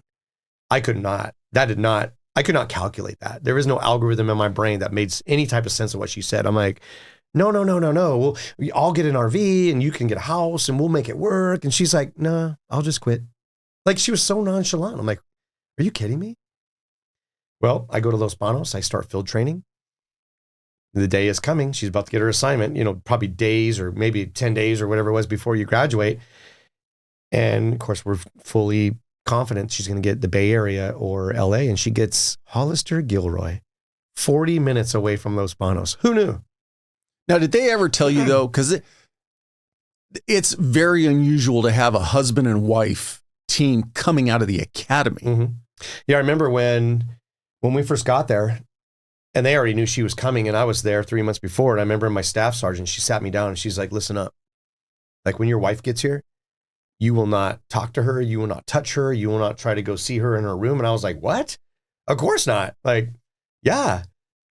And the whole time in the academy, they gave her the same speech. They must have made assumptions that we would, break some sort of protocol or be inappropriate. But literally, I would see her walk past me in the hall, and the most we would say in a day is, good morning, cadet. That was it. And, on Wednesday evenings, we might be able to go to dinner. And then on the weekends, after she finally gained liberty, because normally I would just sleep in the barracks, but then let's go get a hotel and get away from this place and get a breather. So you just get a hotel, go to dinner, see a movie and just relax. But most of it is stress, because even on the weekend, you're bringing all your uniforms with you, and then you're shining boots and ironing the uniforms, and she'd iron my uniforms, I'd shine her boots. There was some exchange of services there, and that made things a little bit easier because you had somebody that you could work with. But even like my roommates would do that. If they weren't married, they'd just go get a hotel in Sacramento and they would help each other out. And so that was kind of cool. But then to find out she got Gilroy, like, oh my gosh, where are we going to live? Oh, we'll just live in Los Banos. Well, then I was 3 minutes away from work and she was 40 minutes away from work. And we're like, oh my gosh, we did it. And we made it work. And we started a career in law enforcement. Going in, were you thinking you were going to do an entire career? Yes. Yeah. For me, there was nothing about it that was temporary, that I wasn't all in. I wanted the whole goal from academy on was to survive. And that's an important word, to survive to pension. And then let's go do some more cool stuff. But it was like, okay, for this 20 years, to get me to 50, whatever, let's survive that. I want to do a full career, and I love that career. And starting off in Los Banos was a really cool place for me as well, because I very quickly learned that, let's just say for a new person in the city, if I'm not a good communicator and then someone starts going off on me, and it's probably my fault, I can just call for backup, and in 15 seconds, there's 15 cops. Try that on I-5 near Panoche Road, where your partner rolling code 3, 110 miles an hour, is still going to take 20 minutes to get there. Minimum, right? Probably more. 20 minutes is a long fight. And so you learn very quickly to how to talk to people. And I gained that skill right off the bat. Like, wow, this is cool. Okay. There's a certain way you got to talk to people out here, because I'm all by myself and no one's coming. Nobody's coming. Not a deputy, not a fish and game person, not another chippy. And so I thought that was very valuable to learn that. Something else I learned also as working in a rural area is I truly felt part of the community. I felt like working in a big city, you became slightly anonymous. You're just a cop. But working in Los Banos and the surrounding communities, as I purposely made an effort to get to know people, business owners, restaurant folks, gas station people, the people you just interact on a normal basis.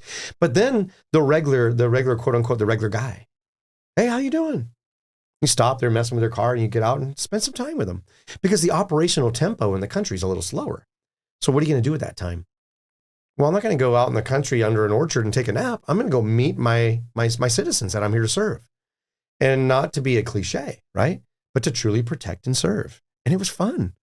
It was rewarding and enriching, and learning about people. And then you'd see them, whether you're on the road or off duty. And I knew I'm not alone anymore.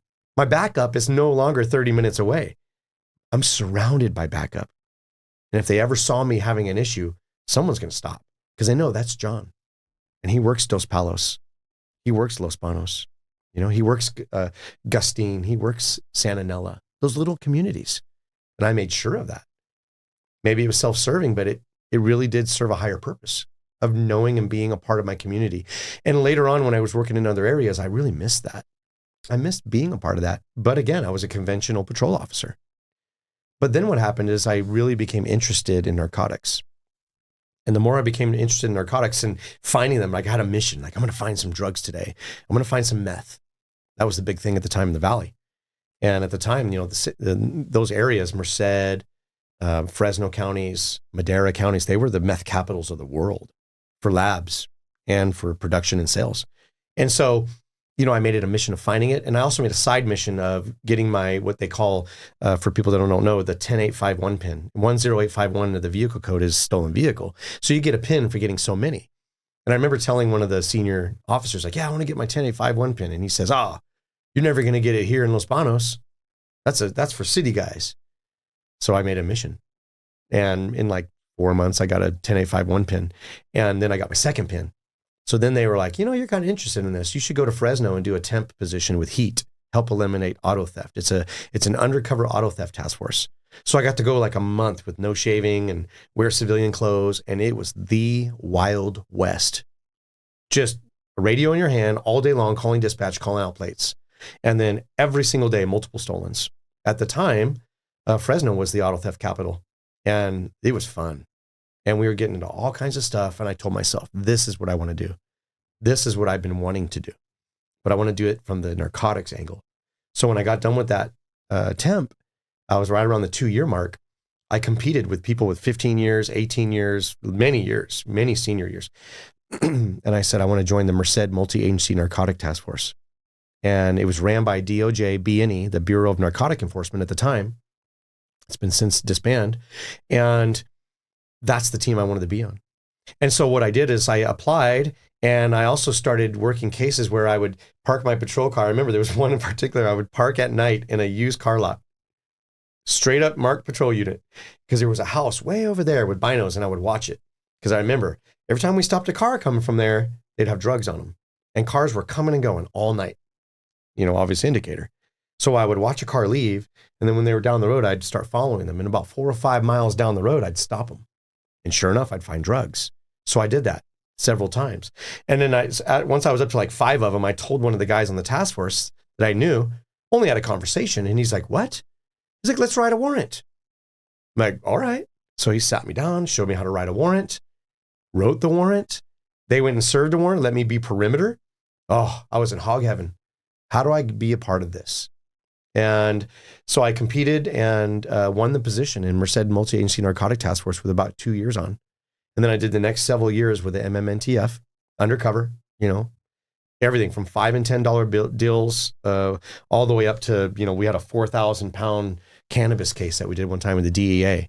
Nothing more exciting than standing there holding $1 million in your forearms and freaking DEA out and having run over there and grab it before you can get a hero picture, It was a good time.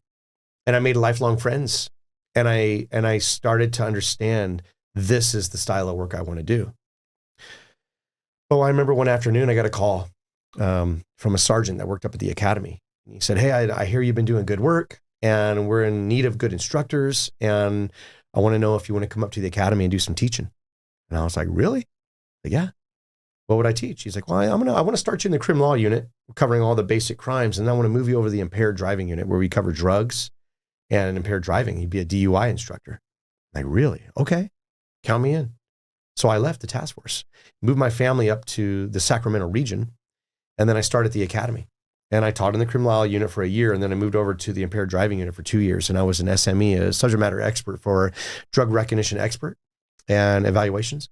And then I became an instructor for DRE. And then I became an instructor to instructors. So I instructed people how to instruct other people to make more instructors. So it was really cool. I did about 38 wet labs while I was there, where we intoxicate 8 people at a time, up to about, 0.15. And then we have the cadets evaluate them. So that was a lot of fun. So I did about 38 of those. It's fun to say whatever 38 times 8 is. I've gotten that many people drunk on state time. Pretty fun. There's always a list of volunteers. Exactly. It was a lot of fun. It was a good time. And, but then, and also for 6 months, I was a physical training instructor for cadets while some of the permanent PT instructors went to Afghanistan and Iraq. So I got to train cadets in the morning as a physical training instructor too. And that was a lot of fun. And so I did that for 3 years and decided, I think I'm getting a bit bored. I need to get back out there. But I had a lot of new skills because I had a lot of maturity and I had a lot of basic foundational information that I could use. Things that when you learn something in the academy, you go through the entire DUI course. I don't know, it's 30 or 52 hours of training for the highway patrol at the time it was. 52 hours. You're not going to retain all 52 hours of that. Then you go out on the road and you meet a field training officer and they teach you. And then you learn and then you're like, oh, it's starting to make sense. And if you could just go back to the academy and get some of those classes again, you would be rock solid. But of course we can't do that. It's difficult. I got to do that. I always tell people you learn when you teach.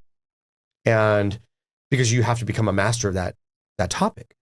I learned so much and I just couldn't wait to get back out on the road and do some DUI investigations. And so I did that for a while. And of course I was that gravity pulled me towards drugs again. So I started getting involved in complex investigations as well and terrorism and some pretty hairy things. And it was fun. And so then I competed after only 2 years of being back out on the road in Placerville.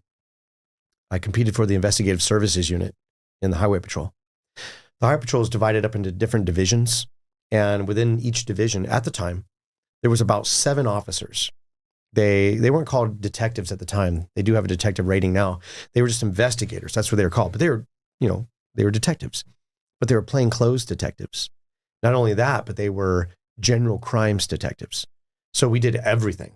So they would send their investigators to the core course for ICI, what it's called. It's the Institute for Criminal Investigation. You go to the core course. It's like a detective course. Then they send you to homicide school, then sex crime school, and then narcotics school, and then auto theft school, and then gun schools. We went to every school available. I even went to the CAL FIRE surveillance course, which was the best surveillance course I've ever been to. It's amazing.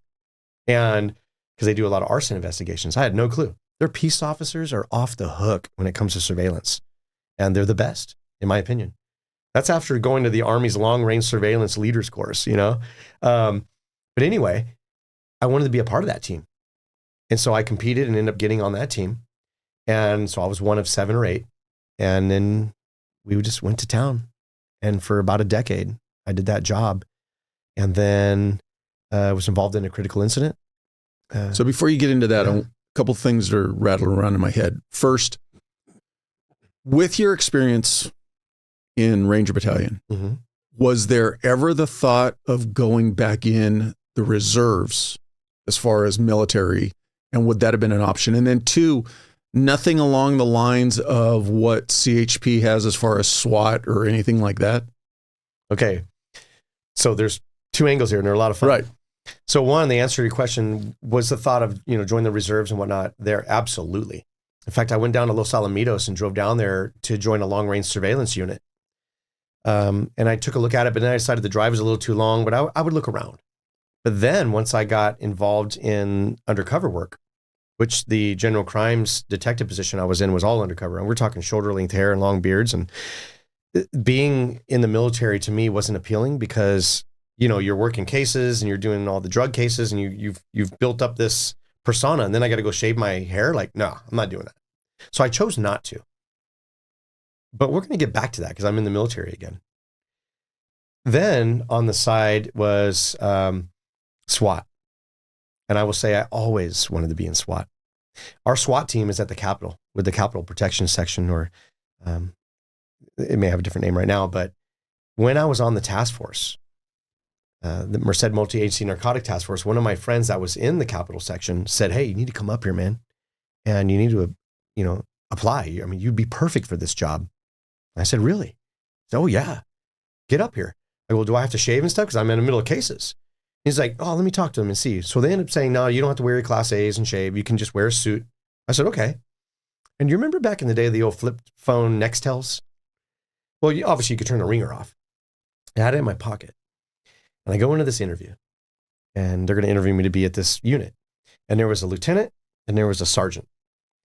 And I sit down and they're asking me all the questions, and I felt like I was doing wonderful. And this sergeant is just glaring at me the whole time with this just scowl, almost just like disdain. I'm like, wow, this guy really doesn't like me. Or maybe that's just his style to see if he can shake me. But I'm in the middle of the interview. I would say 3/4 through, and I'm feeling pretty good. And all of a sudden, my Nextel goes bleep, bleep.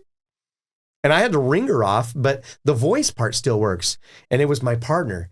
And he says, "Hey, dumbass." He says, "Hey, dude, where are you, mother effer?" And he says it real long. So I'm just like, oh. And I'm like trying to push it in my pocket. I'm like, oh God. And the lieutenant just starts laughing. And I mean, I'm reaching in my pocket and I pull it out on, and I'm trying to turn the volume down. And then he starts saying something else inappropriate. And I just open it up and turn it off. And I just want to throw the phone across the room. And now the sergeant's really glaring. And I said, "I am so sorry." And the LT goes, "Don't worry about it, man. I worked dope for years." He goes, "I get it." And then I looked over at the sergeant and he just stares at me with this blank disdain, right? And I tried to like lighten it up and I go, "Well, I guess I just ruined the interview, didn't I?" And the LT shaking his head no, and the sergeant's shaking his head yes. And I was like, oh no. So I finished. I'm still doing great. I have all the great answers, and I felt like I did really well, right? At least my personal opinion. And then the LT asked, "Do you have any other questions?" I asked a few questions. "Yeah, what's your hours, this, that, whatever I asked." And he's, "Okay, well, it's a great interview." And he shook my hand. "You'll definitely be hearing back from us," and blah, blah, blah. And I just start to stand up, and the sergeant goes, "Oh, I got a question." I'm like, "Yeah, what's up, Sergeant?" And he goes, "Is the only reason you're coming up here to the Capitol is to be on the SWAT team?" Now, if we pause, he must have heard some rumor, because that sergeant was on the SWAT team. And my buddy must have been like, "I know a dude. He's a good dude. We got to get him on the team." So this wasn't an interview for SWAT. It was simply an interview just for to that. Go to the Capitol. And then once you're at the Capitol, then you can apply and interview and get selected for SWAT. Got it. And I looked at him and I was like, "What?" I'm like, "Well, no." I go, "But It's the opportunity I would love to be on the SWAT team. That would be amazing." Yeah, and if I got that opportunity, I would seize it. And he just goes, "Huh." That's all he said to me. And I was like, all righty then. So I got up, walked down the hall. I knew tons of people there, and they're laughing at me. "Oh, look at you with your long hair and blah, blah. Hey, how's it going?" It's a big reunion. And I'm leaving and going back south. And I'm like, oh yeah, I got that job. At least from the LT, he's in charge, right? Did not get that job. Never served at the Capitol. So that was kind of funny. Did I ever want to be on the SWAT team? I never not wanted to be on the SWAT team. So would you have had to have served at the Capitol to be able to then put in for SWAT? Yes. Or can you be pulled from other stations? You have to be stationed at the Capitol Protection Section, and then you get to go to SWAT. However, the Highway Patrol, at least at the time, had a warrant service team. And I don't know if you'd call it SWAT, but it's specifically warrant service. So they do nonstop high-risk entries. But the cool thing was my team in ISU, the Investigative Services Unit, we did all of our own entries.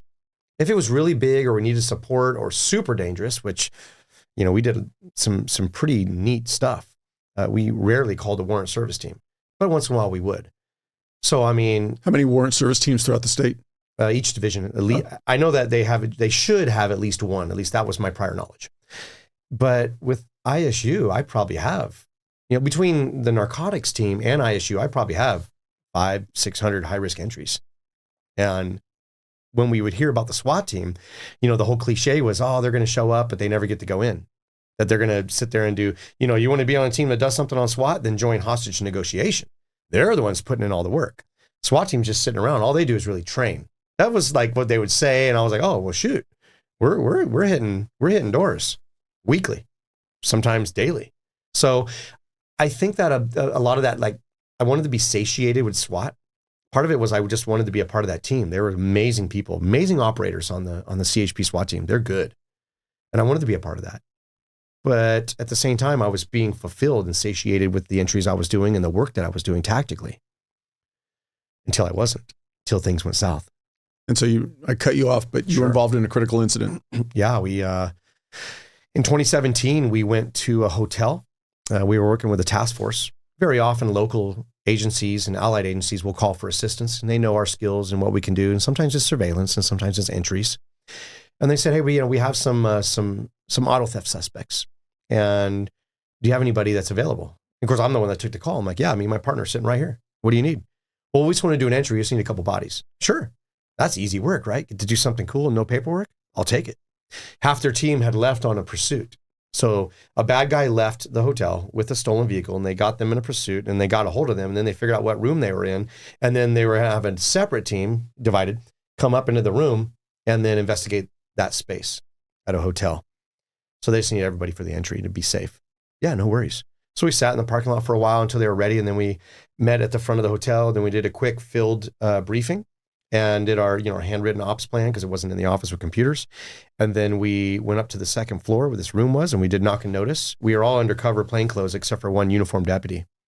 The deputy did knock and notice, waited our 20 seconds like you do.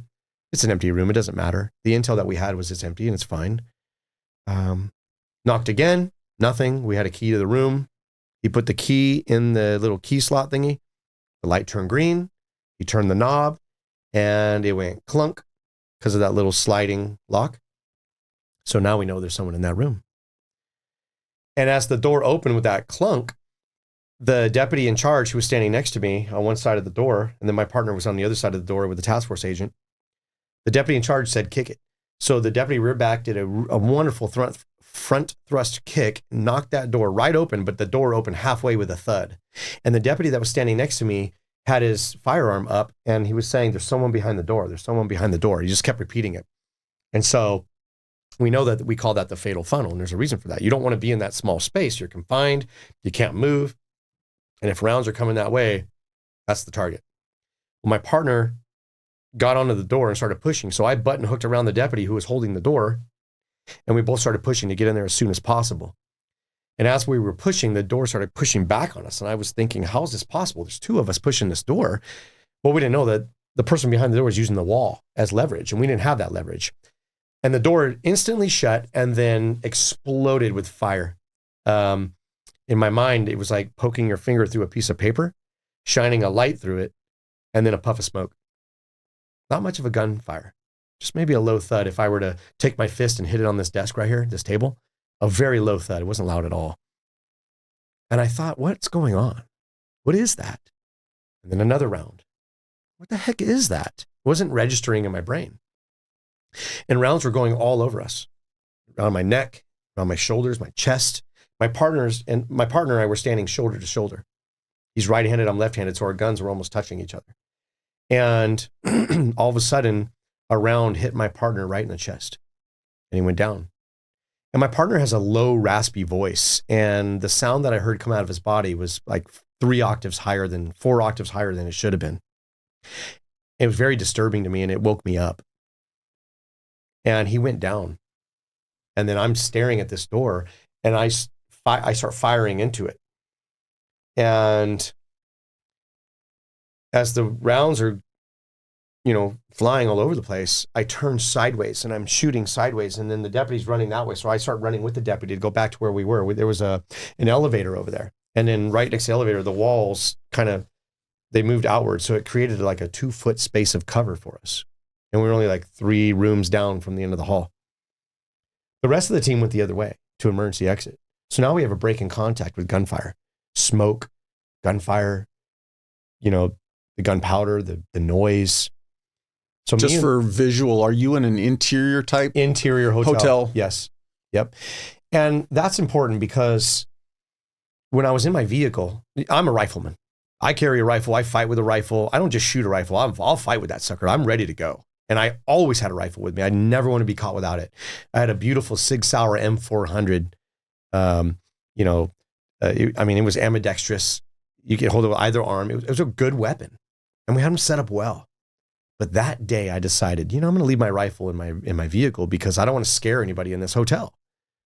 So I went up there with a 40 cal, a Smith & Wesson TSW. And when this happened, I had my 40 cal out with my light on it. And I remember as we walked down the hallway towards the room, this girl looked at us with her eyes all big. She came out of her room and then she immediately got on her phone and started texting. And we're like, that's fishy. And then we do the knock and notice, and then the gunfire erupts, and he went from 9 mil, and then he switched to an AK-47 and just erupted the hallway on us. And it's only me and the deputy upstairs. The other officers they're gone. They went down the stairwell to the floor, and then they're covering the stairwell to get to cover. And then in the back of the hotel, where the balcony was, we had a deputy out there on perimeter. And how many floors up is the room? We're on the second floor, but it's only like 12 feet high. It's really low, the way it was situated. So you could easily jump out of the balcony. And so the bad guy would shoot out of the door at us, and then he would go back to the balcony and shoot at the deputy down there. And this lasted for 10, 15 minutes. And what I didn't know until around minute 7 or 8, if you listen to the radio traffic, was he had shot my hand and blown my hand apart. And that was my gun hand. I was still holding my gun. I looked on the floor and I saw blood everywhere. And I told the deputy, my partner, my allied agency partner deputy, I said, hey, I think you're bleeding. He's like, really? I go, yeah. And I said, and my back is killing me. He goes, really? And I said, and this is in the middle of a gunfight. I said, look at my back real quick. And I tilted my body to the side so he could see it. And he looked over his shoulder and he goes, no, you're fine. Oh, that's weird. And, I'm over his shoulder and we're dialed down on this bad guy. And about a minute later, I said, hey, look one more time. It's just like really starting to burn. And it went from burning in my lower back where my belt's at to like, it was spreading to my thighs and my ribs. And he looked again and he goes, no, you're fine, dude. I'm like, all right. And I go, and there's still just blood everywhere. Are you hit? And he goes, no, I think I'm good. It was really confusing at first, right? So this is strange. What is going on? I said, okay. I waited about another minute. And then I said, hey, dude, check, just do me a big favor. Just check one more time because it hurts. And he goes, well, where does it hurt? I go, from my knees to my armpits. And I'm starting to get nauseated. And he's like, really? So he looks over his shoulder again. And he goes, oh, yeah, you're shot.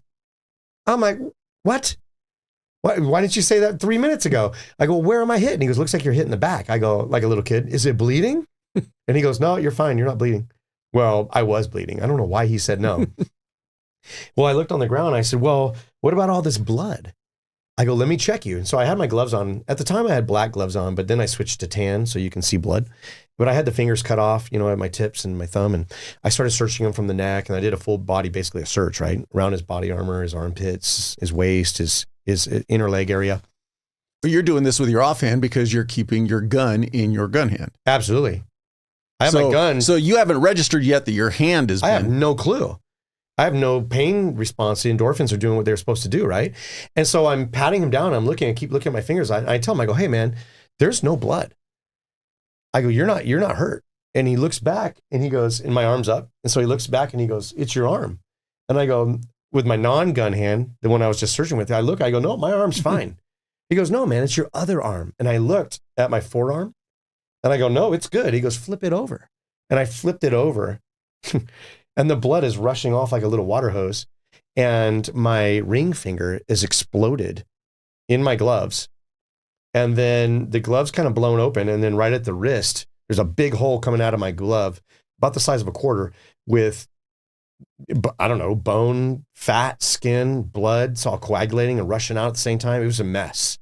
And at that moment, that's when the pain started. I was like, oh, shoot. And I was like, and I reached for my upper chest on my left side. That's always where I kept my tourniquet because I kept my badge lower on a gun holster on my chest. And I reached right there. And the day before, I had put my tourniquet in an active shooter bag that had extra magazines, chem lights, water, ammo, and my tourniquets, 2 of them. And I went like this and I grabbed my chest and I said, oh, shoot. Do you have a tourniquet on you? And he looks down and he goes, oh, it's in my car. I'm like, doggone it. So we were in this hallway that had like a T intersection and the bad guys, down this direction at the base of the T is where we're at. So I started covering this hall because people started coming out of the hallways. What we didn't know is this man was running like a bunch of prostitution and all the prostitutes are coming out of their rooms. So now I'm yelling at them to get back in their rooms. And I don't know if a bad guy's going to come out. So now I start covering my partners, perpendicular.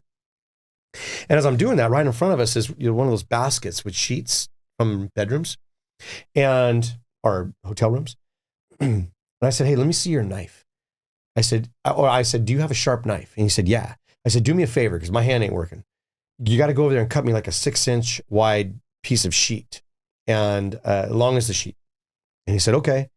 And I made a joke. I said, preferably one without the HIV on it And I said, I'll cover the hall. So he puts his gun away in the middle of a gunfight. I mean, this is pretty scary stuff. And I thought it was kind of a brave thing to do. And I'm covering down on the bad guy. He goes over there and I hear him cutting the sheet. He goes, okay, now what? So we tucked up against the corner of this little wall so we wouldn't get hit. And then my arm's over the side, right-handed now. That's why we always tell people, right? Make sure you're practicing on both sides.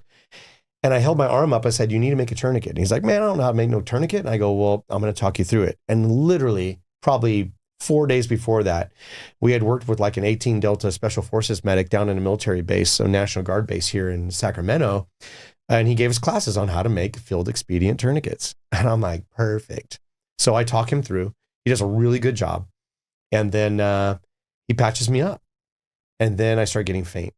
I lost quite a bit of blood, super nauseated. And then he took over the contact. I took over cover down the hall. And then he's like, all right, you good? And I said, I'm good, but man, something's not right. I'm starting to get faint. I think I'm going to pass out. And he's like, what?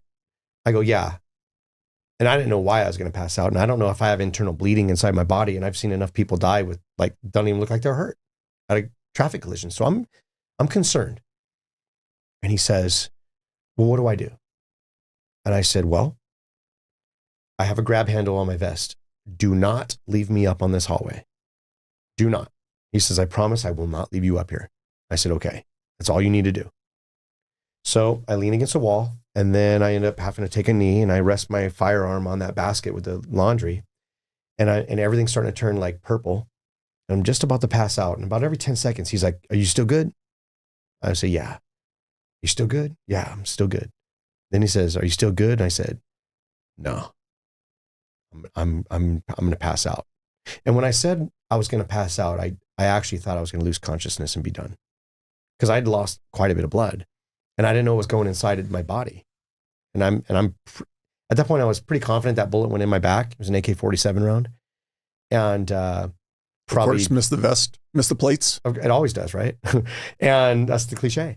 And I'm pretty sure it's severed an artery and I'm bleeding out because I'm super nauseated. And of course, when you look at the literature, that's one of the indicators. And so I take a knee and I'm just about to pass out. And he said something. He said something to me, I believe it was something related to the will to survive. And it was the best thing he could have said. I think it was just simply, don't quit. Don't quit. And I remember I used to tell my soldiers, an ounce of quit is a ton of failure. Just this much, just a mustard seed of quit can be an eternity of regret. It's powerful. And he said, just don't quit. And I remember at that moment, I'm like, okay, what are we supposed to do right now? In this moment, the last grain of sand has now fallen out of my hourglass. What are you going to do about it? Is it going to hit the bottom of the pile of the rest of the sand and all your other life experiences and it's over? Or are you going to reach in there and grab that grain of sand in flight and catch it and say, it's mine? I'm going to take control of this moment. And that's what I did. I did the simplest thing that you could have done. I did the most simple physiological thing. I started breathing. And I did combat breathing, square breathing, tactical breathing, whatever you want to call it. In through the nose, 2, 3, 4, hold 2, 3, 4, out through the mouth, 2, 3, 4, hold 2, 3, 4. And I was very purposeful. It wasn't a stressed out combat breathing. It was a full 4 seconds. And I remember, I'm like, well, I'm about to pass out. If I pass out, I might die. And if I die, I'm going to die fighting. And the only way right now, this very second that I can fight is to do what I was trained to do and stay in the fight and get back to work. So I just took a deep inhale through my nose. And I held it. And then I exhaled. And about the second breath, the purple started disappear. And as it started to disappear and the color came back, the pain went from a 10 to a 15. Hand wounds suck. And it hurt. But I'm like, oh, I'm back. And maybe this is a last push, but I don't care. I'm back. And so I started breathing and controlling my breath. And I think what may have been happening is I was hyperventilating from the pain and I was holding my breath because it hurt so bad. And so I wasn't giving my brain the oxygen it needed. And I was screwing myself over. And so once I started to control my physiology and get back to work, I'm not paid to panic. I'm paid to do my job. And part of my job was to stay calm and have a brain and do the things I'm supposed to do tactically and professionally and investigatively and all the other stuff. And I wasn't doing my job. So I started doing my doggone job. And once I started doing my job, then I was able to stand up, and his voice was like, "Are you still there? Are you okay?" And I went, "You're darn right I'm okay. Let's get to work." And I stood up, and it was like everything just push play again. And he's like, "All right." And then I remember that other deputy outside ran up the staircase, and he met us, and he jumped out in front of us, and could have been bad. And we're like, "Whoa, dude, what are you doing?" And he goes, "I just got in a big old gunfight, and I did a tactical reload, and he just jumped out of the balcony," and he's freaking out. And we're like, "Okay." And we grabbed him and got him out of the field of fire. And we're like, "Does your radio work?" Because cliche again, our radios weren't getting out to dispatch. And he said, "Yeah." And he goes, "Let them know Wilson's been hit. We need code 3 backup. Get people up here right now. We need to hold this hall." Because we still don't know what's going on. We don't know how many people were there. And one of the coolest things I saw just moments later, because they must have been all staged ready to go and they just didn't know where to go, is I see a blue uniform, a green uniform, a tan uniform, a black uniform. And they literally make a human flesh wall in front of that hallway, no ballistic shields, to protect us with their guns out. And they're like, "Go, go, go." And that deputy, it was hilarious. He grabbed me by the drag handle. I'm like, "I'm good, bro." And he didn't care. He grabbed me by the drag handle, pulled me into the elevator, shut the door, and the chaos, the gunshots. So maybe the timing when the deputy, I might be off a little bit when he said he jumped out, but you can still hear gunshots. You can still hear every siren in the city coming. It's a mess. It's still smoky in the halls, right? It's a mess. We get in the elevator and it just gets quiet and peaceful, and the elevator music's playing. And I look at my partner and he looks at me and we're like, "Holy crap." And I got my gun in my gun hand. I'm at position stool pointed down by my feet. And I look down at my hand and it's just a mess. Blood everywhere. And I looked at him and I was like, "High five, bro." And he's like, "What?" I go, "High five." And we high-fived and we started laughing. This is from the second floor to the first floor. So it's like a 15-second deal. And I say, "Hey, do me a big favor real quick." He's like, "What's up?" I go, "Put my gun away." And he's like, "Oh," because the way it was in my hand, I just couldn't do it. And I think I had switched hands, and I'm like, "I got a broken hand here. Like, it's broke bad." So he puts it away for me and he Velcros it shut. And then the doors open again, and then back to chaos. And as we kind of button hook around to the main hall and we walk straight out of the hotel where there now is a fire truck stationed, we end up getting in trouble for going into a hot zone, but he's full of water. So that's the best ballistic protection we could get. We go out there to the fire truck who is shielding this space for us. You ever feel like your body just isn't keeping up like it used to? We all know that life doesn't slow down, and sometimes the grind catches up. Lower energy, lagging focus, or a dip in motivation. Human Performance TRT understands the need to regain your edge. As a veteran and first responder-owned company, they're not just another telehealth provider. They take a full spectrum approach to your health, crafting personalized plans that go beyond hormones. There's no locked-in subscriptions, no hassles. Everything is delivered directly to your door, so you can stay focused on what really matters. Also, if you're already on a hormone replacement program, you can switch over seamlessly with recent blood work. There's no extra tests required if your labs are under 6 months old. So are you ready to optimize your health? Visit hptrt.com and see what personalized care looks like. And don't forget to use the promo code TDP for 10% off your program.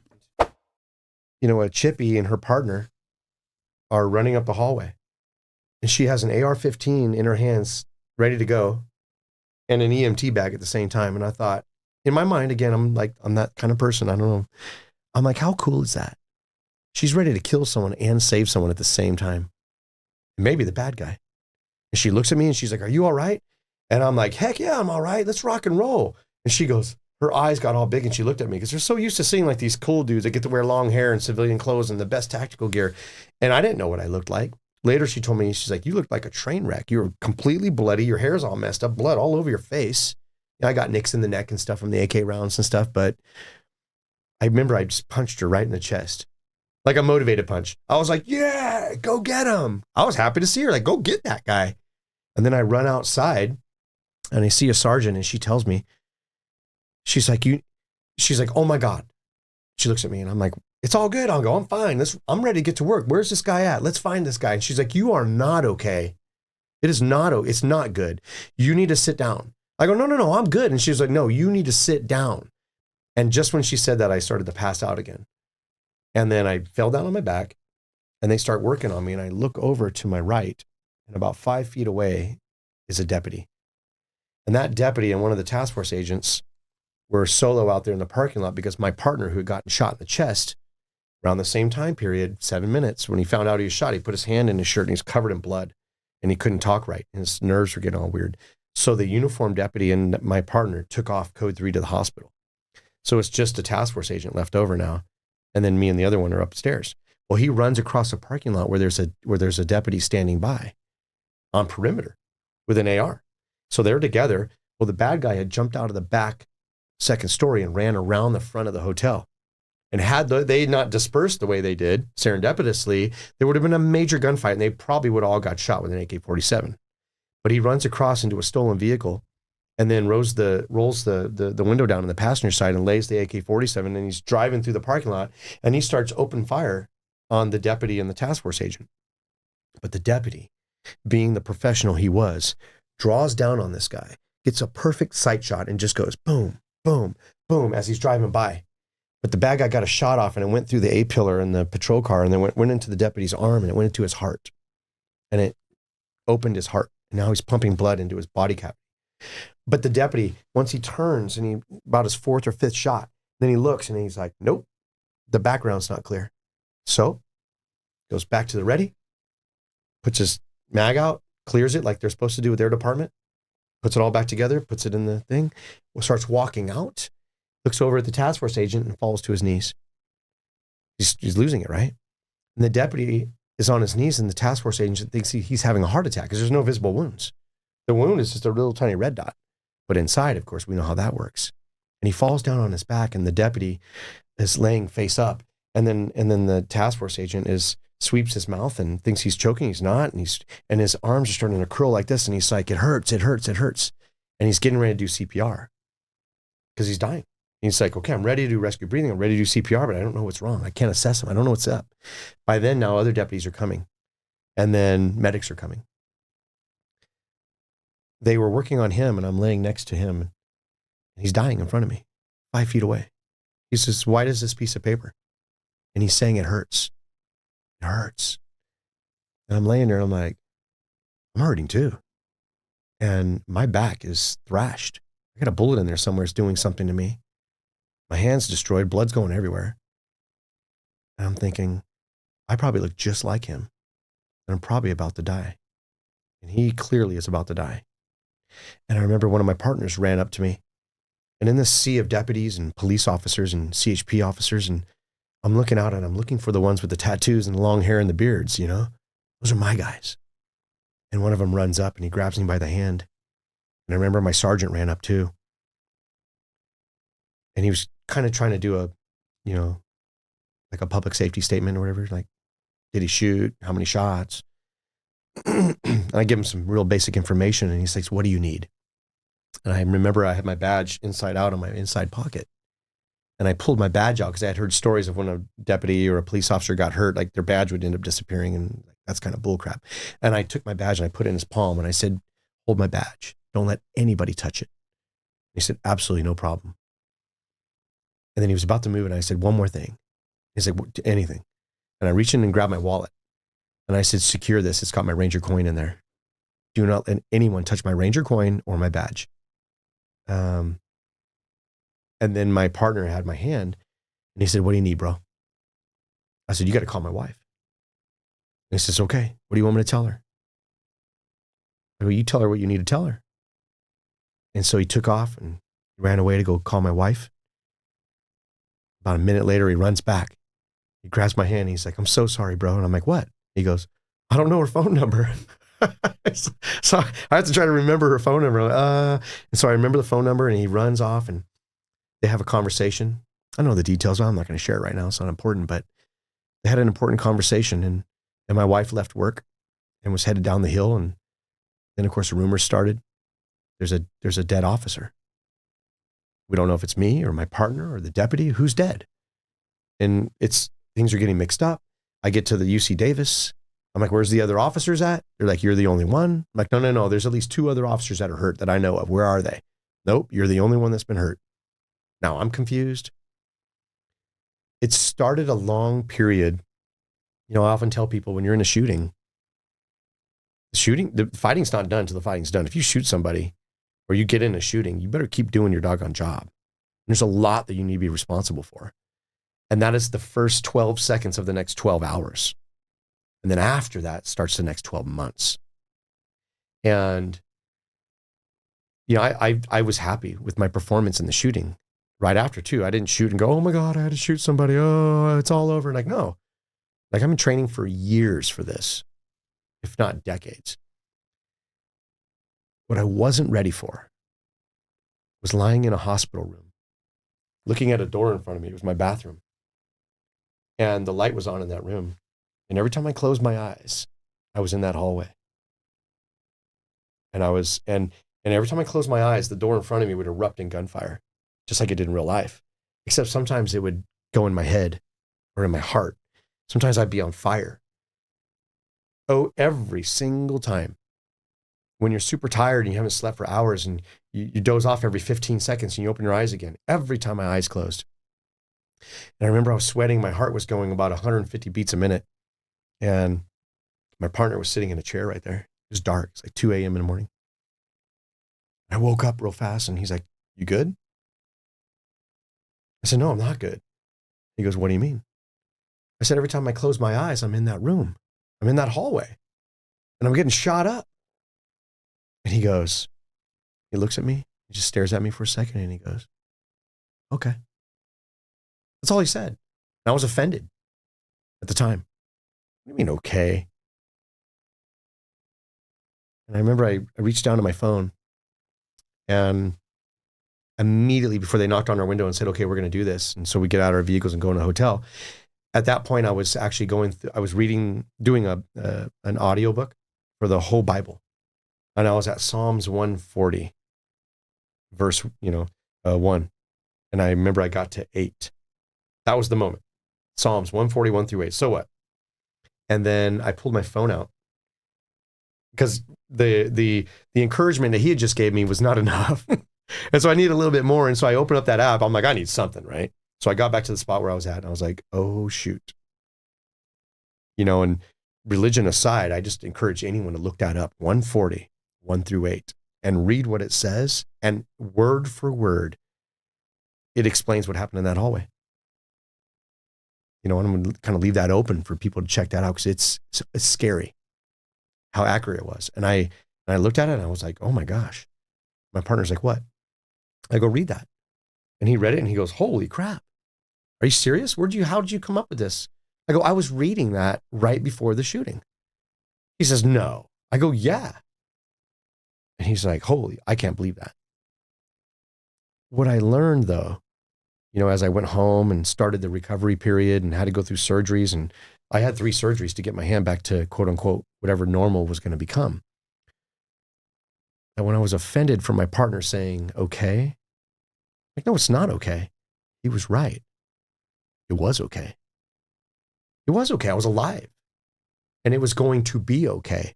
No matter what happened to me in the future at that point, whether or not it was going to be okay or not was going to be my decision or not. And I remember deciding. I was sitting on the couch probably a week later on the Chase Lounge, maybe 2 weeks. I remember I had all the different medications they were giving me. I had antibiotics, I had painkillers. And then, of course, if you have good beat partners, you got good beer at the house. And I remember they put like a little mini keg in the fridge. And I remember at 8 a.m. having taken pain pills and taking antibiotics and drinking a liter of beer just to numb it out and just kind of just make it all disappear, because I felt like had I stood in front of that door just for a few more seconds and shot that dude, had I brought my rifle and done what I had been trained to do, that deputy wouldn't be dead, that my partner wouldn't have got shot, that we wouldn't be in this predicament. And if we were in this predicament, I'd probably be dead. So I would probably be not worried about it. Hey, I did my duty. It's all good, But now I have a degree of guilt. So not only was I numbing the pain of physical pain, the pain of dealing with the injury, the pain of guilt and depression and negativity. And I remember sitting there going, what am I becoming? This isn't who I'm supposed to be. I'm better than this. I'm supposed to be one of the best. And I remember I got up and nobody was home. And I got up off the chase lounge. I could barely walk, got a bullet wound in my back. It ended up going about 4 inches in. Not about, it went in 4 inches according to them, but it split into two, the core and the jacket. So I got a shredded piece of copper in there and then a lead core. And when they filled it with liquid, it was 460 milliliters. So basically it's a bottled water size hole that was in my back that opened and closed immediately from the bullet. So yeah, it hurt. Didn't hit the nerves. I have full use, but it just hurts. Fine. I got up off the chase lounge. I went downstairs. And I remember I said something out loud to the bad guy who's now dead. He died shortly after the pursuit because he had a bunch of holes in him. He says, I said to maybe not to the bad guy, but I kind of looked up and I was talking to the enemy. And the enemy is whoever you think that might be, right? The devil or depression or guilt or negativity or the true bad guy. I said, you're not welcome in my home. Please stay away from my family. And please don't ever bother me again. I'm done with you. What you did is between you and your maker. I got stuff to do. It's time for me to move on. And I swear I opened the door. It was probably the air conditioner, but I felt a rush of air. And then I shut the door. And I said, all right, that's it. Time to get back to work. And I went back upstairs and I got rid of all the alcohol. And I threw away my pills, except for the antibiotics, right? And then I remember when my wife came home, she was upstairs doing something and she came downstairs. I said, hey, I got to tell you something. And she's like, yeah, what's going on? I go, you're fired. She's like, what are you talking about? Fired from what? I go, you're fired. You're not allowed to give me any more meds. She was taking complete care of me 24/7 for weeks. My shooting started and then I got to end and rest. Hospital was taking care of me. My family's taking care of me. No one was taking care of my wife. She was redlining for weeks. I said, you're fired. You're not allowed to give me medications. You're not allowed to take me to my appointments. I will now be completely clear-headed and sober, and I'm going to drive myself. You're not allowed to do any paperwork. You're not going to go down to my work and do my time cards. Nothing. You're fired. And she looked at me and she's like, really? I go, yes. And then she just flopped down on the stairs and started crying. That was her. The beginning now for her. Her critical incident was 2 weeks longer than mine. Probably not the way I should have gone about doing that. But that's the way it went down. And then immediately I went outside and I said, okay, I'm gonna get busy. And I went outside to walk. And I made it, my goal was 100 steps. And I think I made it to 100. I did 50 out and 50 back. And I think I vomited. And then I went back outside and I said, okay, that's the line in the sand. Tomorrow I'll do 101 if I have to, but it will be more than 100. And then I was sitting on the chase lounge again and I opened up my tablet. And I told my wife, hey, can you get out my credit card for me? And she's like, yeah, what do you got? What are you going to buy? I go, you'll see. So she brought my credit card and I did some stuff. And she's like, I didn't want any argument. No, I pushed buy and I bought it. And she's like, what'd you buy? I go, I just bought my entry to Iron Man. She's like, Iron Man? I go, yeah, Iron Man. She's like, Iron Man? I go, yeah. She goes, how far is that? I go, it's a 2.4 mile swim. It's a 112 mile bike ride and it's a marathon, 26.2 miles. So 2.4, 112, 26.2. And she goes, when is it? I go, don't worry, it's a year from now. Because I got shot in August and Ironman was in August. And so I'm like, okay, it'll be a year. Lake Placid? Santa Rosa. Oh. Yeah. I'm trying to remember back when I was doing triathlon, yeah. what events were in August. Right. It was Santa Rosa. But here's the thing. About 5 minutes later, I got an email and it said, congratulations to your entry in Ironman. But the date has changed to May 12th or May 18th or whatever it was. And I was like, oh, shoot. And she looked at me and she goes, you can't even walk. I'm like, well, then I better get to work. And I got online and I found a time trial carbon fiber bike and I'd never ridden a bike, right? And I went outside. I was like, well, shoot, I better start working out. And I immediately started getting to work. And I would go down to the academy. They have a wonderful Olympic size pool. I think it's Olympic size minus 1 inch. So it's not officially Olympic. So they can't use it for events. And I would swim for hours. And I was able to start training in February. So from 0 at February to May. And I went to Ironman and I did Ironman. And the whole time I kept thinking, when I cross that finish line. Never done a triathlon prior to that? Not even a sprint. Never even rode a road bike. I said, when I cross that finish line, I'm going to look down at the ground again. I'm going to look down at the enemy and say, I beat you again, sucker. You will not stop me. But I remember my cousin Mike. He had done an Ironman the year before, and I went and supported him. And I said, oh, that would be really cool to do one day. Well, I had a good motivator now. And he did Ironman with me. And I remember he finished before me. You know, I did not finish in a good time, but I finished. But I remember they put him in a warming room. And then when I was crossing the finish line, they had my medal ready and he was going to present it to me. And a big hug and be happy. And I remember, I just can't wait to look down at the ground and just tell the enemy I beat you again. But I didn't. Something unplanned happened. I remember when I ran across the finish line, I remember seeing my cousin and he was laughing because he was so happy because I made it and he's got my medal and everyone's cheering. And if you haven't been to an Ironman or at least spent time, especially in the last hour at the finish line, and everyone's banging on the plywood boards and it's just, there's so much spirit and energy. And I was like, whoa. And it surprised me. I thought it was just gonna be a late night finish and no one's gonna care.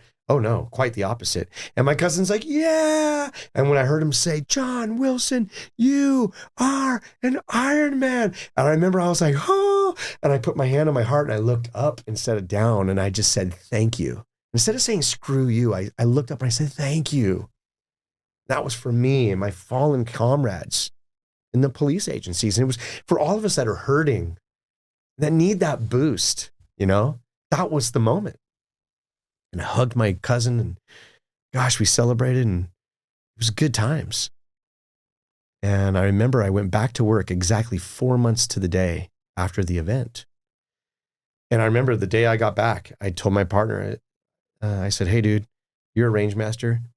Let's go get my gun so I can qualify and go back to full duty. He goes, whoa, dude, you just barely got back. I go, let's go get my gun. I remember using my own knife to open up my own evidence box with a hazmat symbol on it, opening it up and there's a bloody gun.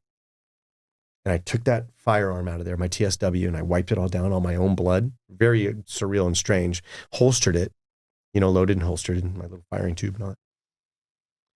And then I said, where's my rifle? And we got it out of the locker and put it in my ride. We went down to the academy. I qualified on my pistol. I qualified on my rifle, my shotgun, my less lethals. Then I went to the gym, did my push-ups and my pull-ups on the little CHP circle. Because that's the agency that I'll always love. And I was back. And I think that afternoon we had a search warrant. And I was scared to death. And we had a long, big property. And I remember I was clearing a big fifth wheel. And at the back of the fifth wheel was like a bedroom. And it was me and number one, my partner who got shot in the chest, who beat me to work, by the way, doggone it. And then our sergeant, I think. Yeah, one of our sergeants. And you know, we were pros, right? So I'm right there with my rifle and I'm waiting, and I have my hand ready to go, and then my partner puts his hand on my shoulder, and then whatever's going on behind me is going on, and then the squeezes start coming, and then my partner squeezed my shoulder very quietly, and I opened the door and without hesitating, button hooked, hard right, covered my corner, he covered the left. I looked over and I just clear, like I'm back, and I remember he looked at me, and I went down to low ready, and he high-fived me, and he's like, welcome back, bro. And then I remember as I was walking out of the RV, my sergeant was there and he didn't even look back at me. He just stopped, put his fist up in the air and he looks over his shoulder, but not looking at me. And he goes, welcome back, dude. And I fist bumped him and he goes, now let's get back to work. It was cool. But I messed up. I was pushing so hard to come back to work because I'm a warrior, because I'm a soldier and I'm a cop and I'm resilient. And the psychs were saying, take 18 months off. I'm like, I don't need 18 months off. He's like, yes, you do. You have PTSD. I'm like, I do not have PTSD. I'm good to go. I'm ready to rock. In fact, I need to go back to work. If you don't let me go back to work, you're going to further damage me. Let me go back to work. Let me do what I got to do. And so for months, I took 2 wooden guns and they were just copies of my firearm from work. And I sanded them down and made them all perfect. And I would sit on the couch and push on them because my wrist was broken and my hands all tore up, right? And the bones in here, when the doc, because they try to save my finger and it's all mangled and they try to patch it and I'm like, this ain't going to work. Just cut it off. And they're like, whoa, we don't just cut fingers off. I'm like, no, listen, it ain't going to work. And he goes, well, give it 10 days. They scaffolded it and all that stuff and it did not work. So I said, cut it off. He goes, okay, we'll do what's called a ray section. They take all the bones out of your ring finger all the way down to your wrist and just move the pinky over. I'm like, no, you can't do that. He's like, why not? I goes, I need the middle finger and the pinky to have a separation so I can still have leverage. I want to hold my firearm and I don't feel like switching and turning into a right-handed person. So I want to stay left-handed. And he's like, we don't do that. Silly question. I just want to ask this. When you were demonstrating rifle movement, you're mimicking a right-handed shooter. Do you shoot the rifle right-handed? Basic training was graciously enough to allow me to continue to shoot like a right-handed person like everybody else and would not let me shoot left-handed. So I am a left-handed pistol shooter because basic training, we didn't really cover pistol, right? So I'm like, but rifle's all right-handed. And my transitions are so smooth because of that, because I can just drop. And as I'm dropping on my rifle, the right hand, I can immediately pull out my left and go straight to it. It's nice. So yeah. And I believe I'm right eye dominant, but obviously nowadays I keep both eyes open, but I stick to my right eye. Pretty strange. Thank you, Army, right? For forcing me to be a right-handed shooter, because it actually was serendipitous in the future for me. How long were you out to where getting mobility and into your hand and being able to actually manipulate? This piece of paper in front of me, for a month, I couldn't tear this. Like I couldn't hold it with this hand and take this hand and tear it. I thought, there ain't no way. You can tear it if you want. No. I'm like, there's no way I'm getting this hand back. I couldn't. The only thing I could do, I could move the to my first main knuckle in my index finger, and I could move my thumb actually fairly decently. That's all I could do. None of this worked. And my hand looked like Mickey Mouse. It was so blown up. Had a wonderful physical therapist in Auburn, California. She is amazing. She worked with me, and she also allowed me to do what I do. I would have physical therapy every Tuesday, but John would just show up at Thursday and they'd be like, what are you doing here? You don't have an appointment. I'm like, well, I'm here. So let's get to work. And I would work and do all that. She'd be like, okay. And she was, come on. And they would let me just work hard. And every week I'd ask her, when's it coming back? When's it coming back? And she said, it'll come back. I promise. And she'd do these long massages and put wax on my hands and hot wax. And it sucked. And she's like, but you have to do your part. I'm like, oh, I will. So I had all these different tools, these weird things, like squishy things and these exercises. And I remember my hand, I told her it's stuck. And I couldn't bring my fingers in because of the scar tissue and the swelling. And the doc said, you have 10 days. If you can't make a fist, your hand's going to be stuck like that forever. It's just going to be stuck, and it won't. It'll basically atrophy. Not atrophy. It's the scar tissue. It's called tethering. So all the scar tissue tethers into different spots where it's all. And then you ever seen someone their pinky's just stuck? Mm-hmm. Well, because they didn't get proper physical therapy. I'm like, okay, I'll make it work. And I remember she gave me this little pouch. The pinky was the worst. I could not move it, and it was a leather pouch. And you put it on there, and she goes, okay, every 20 minutes, just make it a little tighter. And then open it back up, and then a little tighter, but never more. I was like, whatever. I did what I do, right? For like an hour, I sat there and cranked down on this thing until it finally got bent, and then I Velcroed it shut, and I went to sleep like that. Woke up the next morning, now it's stuck like that. And I was like, oh, shoot. So it took like an hour to undo. So what I would do is I would go on these long walks, and during the walks, I would just slowly close this finger, slowly close this finger, close this one. Then once I did that, I go back and slowly open the finger. Did that every day, all day long. That was my mission. I was being paid on workers' comp to get well, right? So you better get to work. That's what I would do all day long. And all these other exercises I would do. And after about 2 months, it started coming back. But, still, even when I did Ironman, I couldn't tie my shoes. My hand was all quote unquote crippled, right? And that's why you have speed laces and Velcro on your bike shoes. That's right. I could hardly hold a pencil. It sucked. I couldn't. So I had to do a lot of right-handed writing, for forms and paperwork and everything. But I had those two guns. So did you basically never come out of the big chain ring on the bike? I was a little chain ring in front, and then I only say that because just manipulating a lot of movement for this hand, right? So, but it was actually to talk about Ironman real fast, when I went through T2 to go from the bike to the run, I was hurting so bad because my back, that bullet wound, and being on the bike like that, especially a time trial bike, which is crazy. I should have just got a regular old bike, I was in so much pain, and I got off the bike and I went into the tent, and I remember I was just sitting there and clock's ticking. And I remember some stranger walked up and he's like, what's up? And I'm like, I'm done. He goes, no, you're not. You're at Ironman and you're at T2. All you got to do is a marathon. He's like, get up and start walking. And I go, I can't. He goes, why can't you? And I held my hand up and I go, I can't even take off my gloves, dude. I was feeling sorry for myself. I can't even tie my shoes. And he didn't even hesitate. He goes, and he grabs my gloves and he rips them off, throws them in my bag. He goes, where's your shoes? And I grab my shoes. He goes, take those bike shoes off. He took them off. He tied my shoes for me. He goes, get out of the tent. I don't know who this guy was, but he was a runner. And I started walking. I finished Ironman. Probably because of that stranger. Like, I can't wait to return that favor to somebody one day. But I remember getting ready for it. Did you ever read the book Becoming an Iron Man? Go back and read it now. I didn't know anything. Go back and read it now. It's amazing, the stories, people's experiences of getting to Iron Man. Okay. And mine was just 5 months of, I'm just going to bust this out, right? Mainly out of, not revenge, but spite. A lot of spite-related motivations. I've talked about my father. I talked about this Iron Man. I need to get out of that mode, right? Because I've done that several times in my life. And there was a spite as well of getting back to work soon to beat this enemy and to show everybody that this isn't going to beat me. This is the hardest transition yet. It's not going from the military to law enforcement. It's not getting out of law enforcement and retiring, which was hard. It was getting back to work, transitioning from healthy to unhealthy to healthy again. And that's a very, very loose subjective term. I'm sitting on the couch with these pistols and I'm pushing on the cushions. And it hurts bad because my wrist is broken. And I remember I did that for a couple of weeks. And then I got on the floor and got on my knees and I was doing push-ups with the guns. And it hurt. And I was scared that in any minute it was like going to like collapse or crush my wrist but I'm like, it's been 6 weeks. Like the bone's good. It's just pain. It has to be okay. But I remember I got Rice Krispie bones in here that they never took out because they took the finger off. They left all these bones in here so I would have leverage.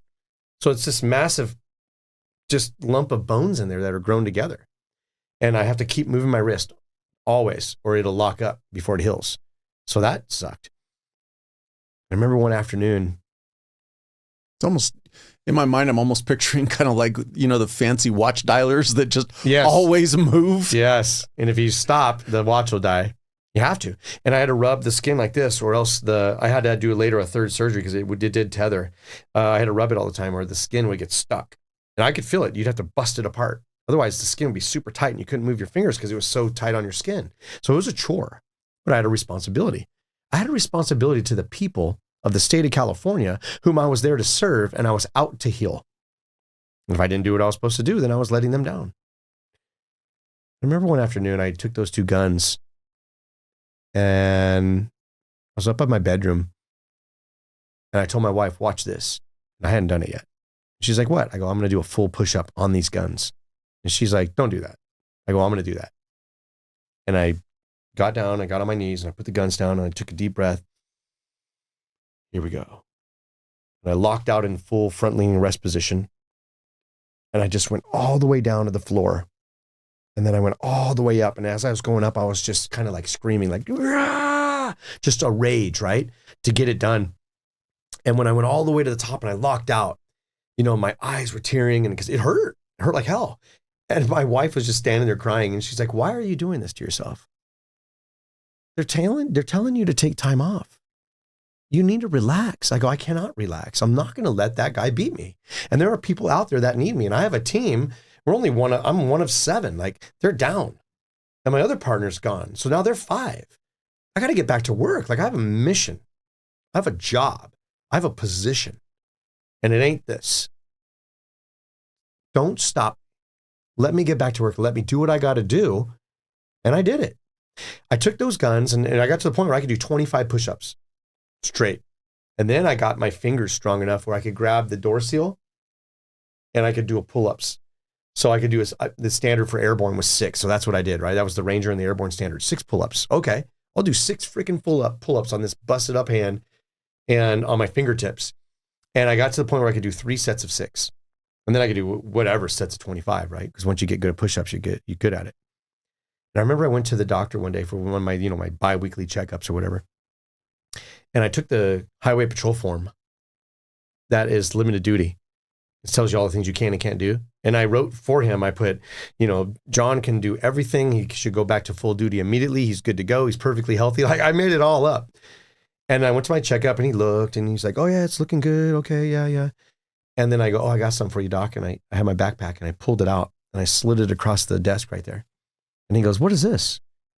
I go, well, read it. It's our form from work for full duty. And he reads it and he goes, I'm not signing that. And I go, you need to sign it. And he goes, no. And he said something very important to me. He goes, you're disabled. I never understood what that meant when someone in public, when someone else tells them like, you're crippled, you're disabled, something's wrong with you, you're less. But I knew at that moment. And I said, excuse me? And I didn't say a word. I just reached in my backpack and I grabbed those two guns. Probably thought I was going psycho on them. And on the floor, because not carpet, at home it was carpet, so the guns don't move. But on the floor, I was like, oh crap, I'm going to bust my face. But I didn't care. I took those two guns, I smacked them together, making noise, and I put them on my hands and I put them down on the floor, in the shiny hospital floor. And I looked up at the doctor and got on the front lean and rest. And I just go, and I just started doing push-ups, right? And I got to, I don't know, 15 or 20, and I just looked up him, and I looked up at the doctor, and I said, I can keep going if you want. And he just shook his head no. So I grabbed my guns, put them back in the backpack, and I go, now if you want, I can do 3 sets of 6 pull-ups on that door sill right there. Do me a big favor. Sign the form. He did not say a single word. He took his pen out. He goes, puts his pen back, does a 360 or a 180, walks out the door. Didn't say a word. I was like, huh, all right. I only have one more hurdle, the psych. Because I was doing physical, my body recovery, and then I was doing psychological recovery, all this counseling, talking to them. How do you feel today? And I was very resistant to that. And I did the same move without the guns. I filled out the form. I gave it to her. That's a good piece of advice in front of the shrink. Don't bring the guns. And she's like, what's this? And I said, well, you know, I've been putting in the work and this is what I need. And I kind of had a conversation with her. And I said, I need you to sign this. Because if you don't sign this, things for me will get worse, not better. She's like, are you sure? I go, yeah, I'm sure. I know me. She's like, all right. She signs it. Now, I go back to work. Everything's cool. Promote to sergeant. Just real quick, as far as the work aspect, from shooting to first day back cleared 4 months. In that 4 months, were you getting positive reinforcement from the organization, or I'll loosely call it negative in the sense where they're like, just medically retire, or were you getting people like, hey, if you think you can make it back, we're behind you 100%? This is part of hindsight is 2020. A lot of my friends, family, coworkers that were close were like, dude, you're good. No one will ever question you. It's time to hang it up. And how many years in at this point are you? 17, something like that. So about 3 to go in your mind. Yeah. I'm so close. Like, no, I have a finish line and I'm going to quit at 97%. You lost your mind. And other people were saying like, you need to get back to work. The longer you're out, the more the chances you won't come back. Then you had other people saying, take your time. It's okay. Like, you've been shot twice and watched one of your colleagues die in front of you. Trust me, you're fine. Take the time off. So I had these 3 different camps. And my camp was, I'm coming back to work as soon as possible to show everybody how resilient I am. And I did it. And they thought, wow, this dude's resilient. What I didn't see, the mirror I could not see that everybody else could, but because of my strong, like AAA personality, nobody wanted to say anything, was this thing poisoned me. I was becoming a jerk. My patience level was minuscule. My work ethic, if you want to call it an ethic, was off the charts. I would sleep at the office. You know, I ended up promoting and taking a unit, and you were sleeping at the office once you were back to full duty. Mm-hmm. I would work. And then I'm like, well, I ain't stopping. I got to finish this job. Like, dude, it's government. It'll be there tomorrow. Nope. I'd sleep, work until 11 at night. I'm not even drinking like I would on occasions, but then I'd wake up at 6 and then get right back to work again. And people around me, like, I'm pushing, like, why aren't you guys putting in the effort? We're trying to get this done. This is all this important stuff they got for us. And they're like, this dude's a freaking psycho. And I mean, obviously that's a terrible term to use, but I did have issues. You see, I was drowning in PTSD, hemorrhaging from thousands of cuts. I was I was hammering my family. I was treating my sons like garbage. I had no patience with them. So everything I told you before about, oh, I'm a great parent, I was so patient. Yeah, go and make mistakes and then we'll talk about it. And I'm a trusted source. You know, I'm your foundation. I'm your father. No. One little wrong thing. Come here. Are you freaking kidding me? And I'd go off on them. And one day, you know, it all kind of came to a head and I said, I need help. And I got with somebody, the previous CEO of 511 Tactical, a friend of mine, Tom Davin. He works for Black Rifle Coffee Company now. He had told me on the phone one day, and he was very gentle, I think. I would assume it's strategic, but we were talking about the story, and then he said, you know, I know a guy works for this brain treatment center. And there's this foundation called the Special Operations Care Foundation. And you can get this treatment for free. It's called MERT, M-E-R-T, magnetic E-resonance therapy. And it's a electromagnetic thingy where they tune up your brain. And he's like, I did it. It's amazing. You got to try it. And I was like, okay, yeah, I'll think about that one day. And I'm like, of course, in my head, I'm like, whatever. I got this. Like, look at me. I'm an Iron Man. I think I got it all down. But what I'm not seeing is my behavior and how I'm falling apart. I'm degrading as a human. And I'm motivated, but like completely, my compass is completely pointed in the wrong direction. And I'm treating people like garbage because I'm suffering. I'm dying inside. Once you were cleared back to duty, were you not going to talk to anybody from a psychological standpoint? I did for a while, but it ended up being like once a month. And then they'd sit me down. How you doing? I'm doing great. Like, I'm ready to rock. Lying through your teeth. I'm doing that. Yeah, oh yeah. But I was believing myself. And after Ironman, I signed up for a 100-mile race. And, you know, ended up doing that. So I'm doing these endurance things and I'm going and going and going and going. And I'm killing myself. And I'm killing the people around me. My coworkers, my subordinates, my leaders. They're just like, oh my God, this dude, man. And, you know, there'd be an issue at work and I'm like, I'd pound my fist, this is freaking bull crap and people need to get it together and yada. And really they're just being normal people. But I was a hammer. And I remember Tom's words. And I remember one day I said, I picked up the phone. I said, Tom, I think I need to go to that clinic. And he was like, cool, I was waiting. Glad you made the decision. And I went down to San Diego and they did this whole analysis, this EKG thingy or EEG or whatever they call it. And I was staying down there and I remember going to the clinic and they did all their assessments and stuff. And I did the first therapy. They put this little magnet on my head. It's like this little oval thing. Here's some kid sitting there playing the ukulele. I'm like, this is so stupid. Like, you're telling me you're curing vets? Get out of here. And they're like, oh yeah, we had Navy SEAL so-and-so, we had Ranger so-and-so and Green Beret guy, this, that. And I'm like, where are these guys? Like, it's just me in this clinic. It's almost like the whole clinic just focused around me. And I walked in and they're like, oh, John's here. And I'm like, okay, this is weird. So I do their little fake tests and I do their little fake magnet and all this garbage. It takes like 45 minutes or 20 minutes or whatever it was. It wasn't long. And I'm like, okay, now what? Because it's like 8 a.m.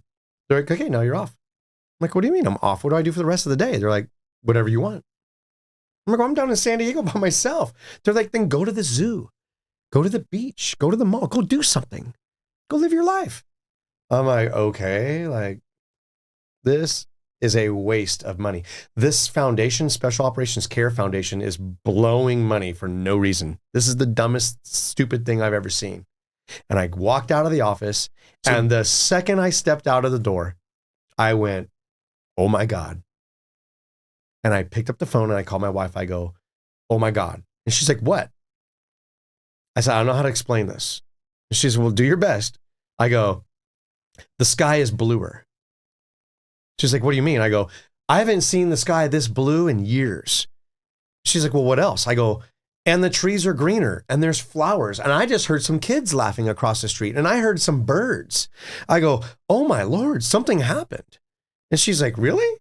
I go, yeah. And I remember the doc saying, you might sleep hard tonight. And I remember going back to my RV and I slept for 11 hours straight. And then I woke up the next day and went back to the clinic. I go, hey, this is going to sound weird. And he goes, let me guess. You want to do it again? You want to do it again? You believe it? I go, you're darn right. I go, I haven't seen a blue sky in years. He goes, you want to know why?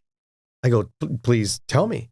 He goes, you've been in fight or flight and you're turning off parts of your brains. And so obviously that's one of your perceptions, and your degree of, color perception has been dampened because you've been in an emergency state. Your brain didn't need that to feed this emergency. Your brain didn't need to hear kids singing. But if you hear a garbage truck drop a trash can from 4 miles away, you heard that. I'm like, oh my God, I do. And I have heard that. And that has traumatized me. He goes, oh yeah. So do you believe us now? He says, because your brain, your prefrontal cortex has been running on 35 RPM on this side and like 40 RPM on this side, and they're not talking to each other. It's like listening to 2 different records at 2 different speeds. He goes, what we're doing now is we're syncing them back together. Your prefrontal cortex is where you're in charge of your own behaviors and your thoughts and your decisions, but you've been living in the amygdala, the emergency brain, the emotional brain for years now. And you've been lying to everybody, and including yourself, saying you're okay. And guess what? That's okay. I'm like, oh my God. So we did the residence. I only got 2 weeks out of 6 because of COVID broke out.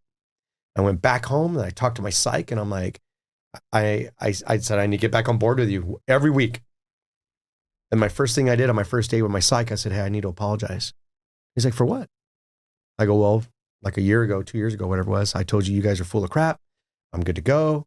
I need to get back to work. You kept telling me, no, take 18 months off. I'm like, you're crazy. I'm not going to allow the taxpayers to pay my pay for 18 months while I sit at home and do whatever I want and chill. I apologize. You were right and I was wrong. And that psych says, no, you weren't wrong. You were right. You made the right decision for what you perceived was right for the time for you. And now you're making the right decision again. And I was like, huh. And then I got real and I got serious. And that's what led me to retire. Took enough time off, and then I threw in the towel. I did what everybody told me to do in the first place. And now, I don't know how to explain it. I'm better than I've ever been in my life. I'm patient. I'm happy. I'm fit. I'm traveling. I'm laughing. I'm consulting full time my business. And I'm more successful, even monetarily, if we use that as a barometer. I'm 4 times more successful than I was before now, because I let the trauma go and I started living my life again. It's pretty amazing what happens when a person starts doing what they're supposed to do and they're not hung up, whatever that looks like. And that's where I'm at. And I'm happy. And I feel fulfilled right now. I feel satiated because I'm doing fulfilling things. And I'm not stuck in this merry-go-round, going around in circles of trauma. Even like the triggers, and I know that's like a total bad cliche because the way social media and everyone else, but there truly are triggers. That trash can dumping on the ground, boom. And now I'm like getting ready to grab my gun and take a knee. It stopped. It's weird. It does orbit. And that planetary object does come back once in a while. But the orbit, the speed at which it comes by, which I experience it and then it goes away, is getting faster. And the duration is getting shorter. And the frequency is getting longer because that orbit's getting bigger. And I'm sure to the day I die, my personal traumas, and those aren't the only ones, there's more. I've had a career, a 20-year career of traumas that came to a head from a critical incident. They'll come back. I got plenty of triggers and things that remind me of that, but I know now, I have the predictability that it's going to continually get better. And now a big part of what I do is I share that in my classes when I teach biopsychology, because in that journey in the highway patrol, I got my degree in psychology and I focused on biopsychology, and the highway patrol allowed me to capitalize on that and to get smarter on that, obviously for their benefit, to help other officers and other service members. And it's been highly rewarding. But what's really cool is once I left the highway patrol, I thought, well, I'm not done just yet. And so I joined the California Military Department and, got myself a nice short haircut. I'm in now. And now I'm a senior non-commissioned officer. I'm getting ready to work in a wellness program and head that up and truly be a force multiplier. Not just from what I'm learning in the books, but what I learned on the streets and what I've been through. And it's fun because it's empowering now. The bad guy thought he was hurting us, but after we healed, he made us 10 times stronger. And that's my attitude now. And there's a lot of people out there that are not there yet. They don't know yet that exists. And they're suffering. There's somebody listening to this podcast right now, or watching it, that needs to make that call. Meaning, make the call like a ref to say, hey, I'm putting my foot down and I'm saying, you're lying to yourself. And then the other call, I need to call my employee assistance program because I'm hurting. And I would much rather see someone do that at 5 years in their career instead of wait until 20 years in their career. Because that stress and the things that we experience in law enforcement, in the military, and in medical services, and any first responder, but really any human, it's cumulative. And we're really good at suppressing it. And we're really good because we're thinkers. We can outthink it for a while. But you just never know what that tiny little catalyst is going to be to unleash all of that. Well, and like you said, though, you might think you're outthinking it. Ask your family what you were like during that period. Right. How were you treating everybody around you when you thought, man, I've got this dialed. I'm connected. I'm good to go. Were you really outthinking it? So I did that. And one afternoon, I brought my boys into the living room and I was sitting down and they were, hey, have a seat, guys. And they sat down. And of course, at this time, they were maybe like 17 and 19, maybe 16 and 18. I said, I need to ask you a question. And I need you to trust me that no matter what you say, it's okay. I need you to tell me the truth for what I'm about to ask you. And don't even worry about how I feel about what you're going to say. And they were like, okay. So I looked at my older son and I said, I'll start with a really simple question. I said, have I become a jerk? And he just kind of stares for a second, like he's unsure if he wants to answer. And he takes a deep breath and he's like, yeah. And I go, when did it start?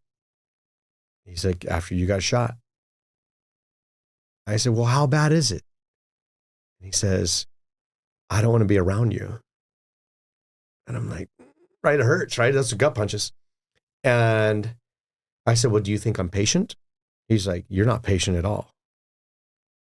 Am I too hard on you guys? You're way too hard on us. Am I understanding? No. You think I care about you? No. What do you think I care about? He's like, all you care about is work or whatever the next thing you're going to overcome. And then my younger one, he kept looking over like, you going to back me up, dude? So I looked at my younger son. I'm like, well, do you agree with him? And he's like, yeah. I go, do you have anything to add? And then they just opened up a conversation. And at the end of the conversation, I had to tell them, like, listen, I got to make my rounds. And I'm starting with you guys. I'm apologizing to you. An apology is not just saying you're sorry. It's saying, it's educate, then express remorse, and then express a change. And those three elements must be present for a true apology. So I had them educate me on what they were seeing in my behavior. Then I had to express sincere remorse, and explain it. Like, you know what? I didn't mean for that to happen. I know it seems inexcusable. This may sound like an excuse, but I truly am sorry. And do the whole 9 yards. And then right here, the change. Trust me, in the future, I understand now the faults. I understand the behavior. I understand what was happening. It will change. I promise. And now you have the freedom that if you do see some of those things, to say, hey, Dad, can I talk to you? because I'm seeing some things. It took, think about it. It took ending my career. This whole thing that we've been talking about leading up to this moment. When we talk about transition, right? All these things, this whole life, from being born into Spain to sitting on the couch staring at my sons, for that exact moment in time to occur. That was the biggest transition of my life. That moment. And accepting that if it happens again, if you continue to see this occur, we have to stop it and kill it fast.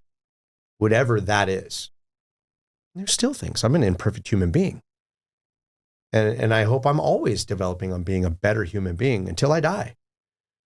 Because when we stop and give up and we get hard and our clay hardens and we just give up, I don't think those are the values that I subscribe to.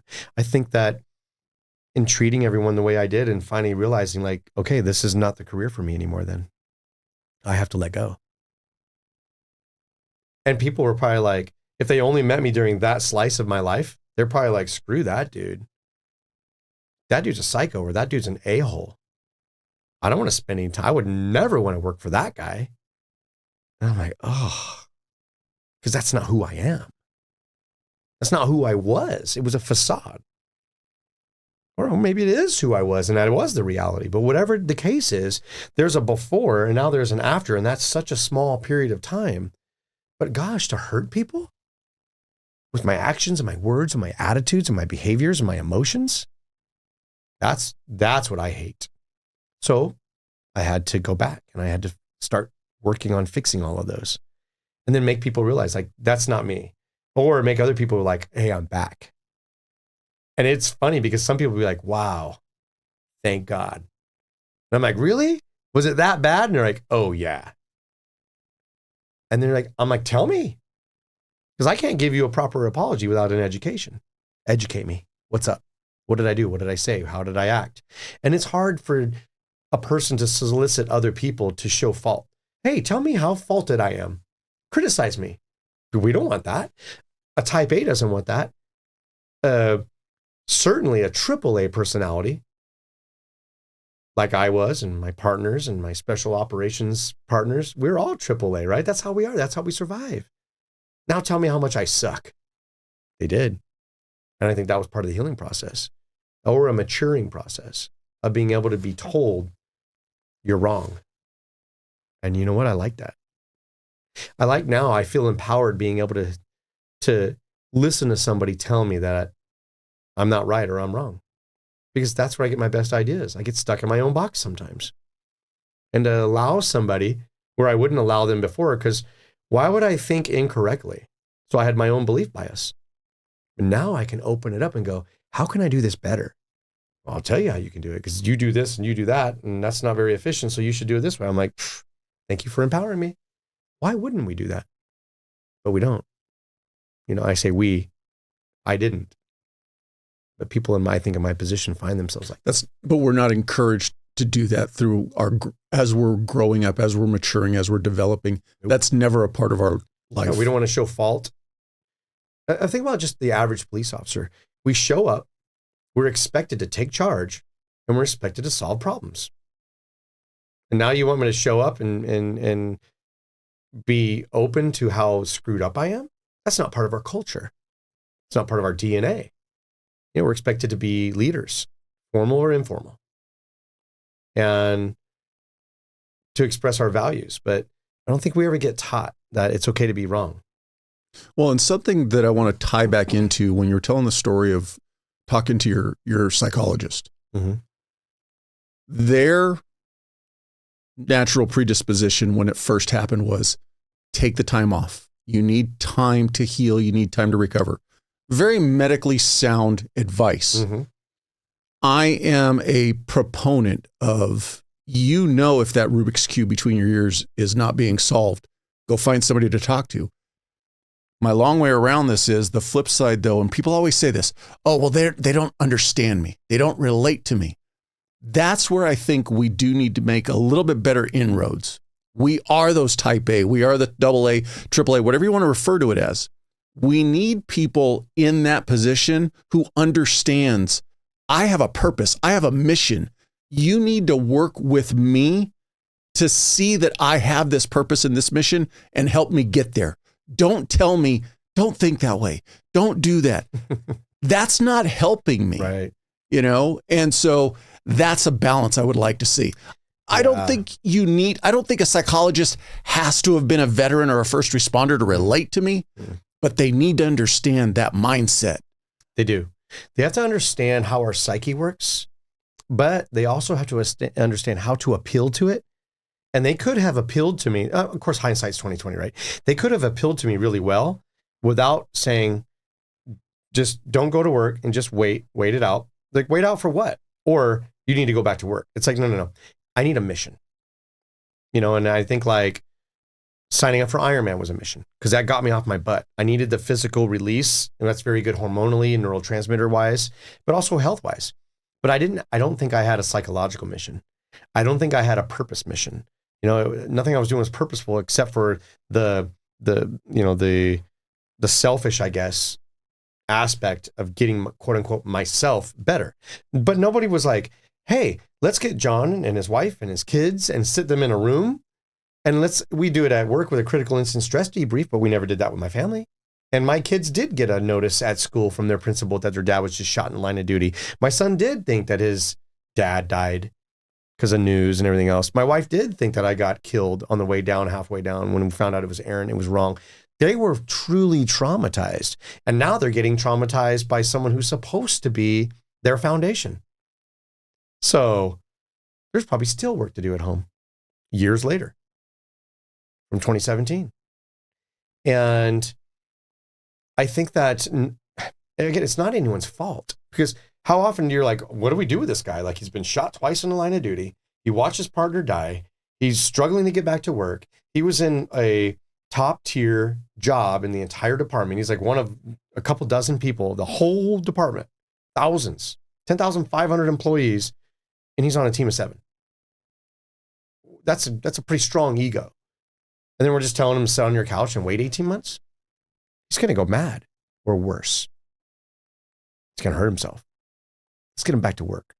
And so the people that thought that they were doing the right thing were encouraging me to hey, let's get you back on the horse, man. Let's get you back on the horse. And I get it. Other people, dude, you can retire.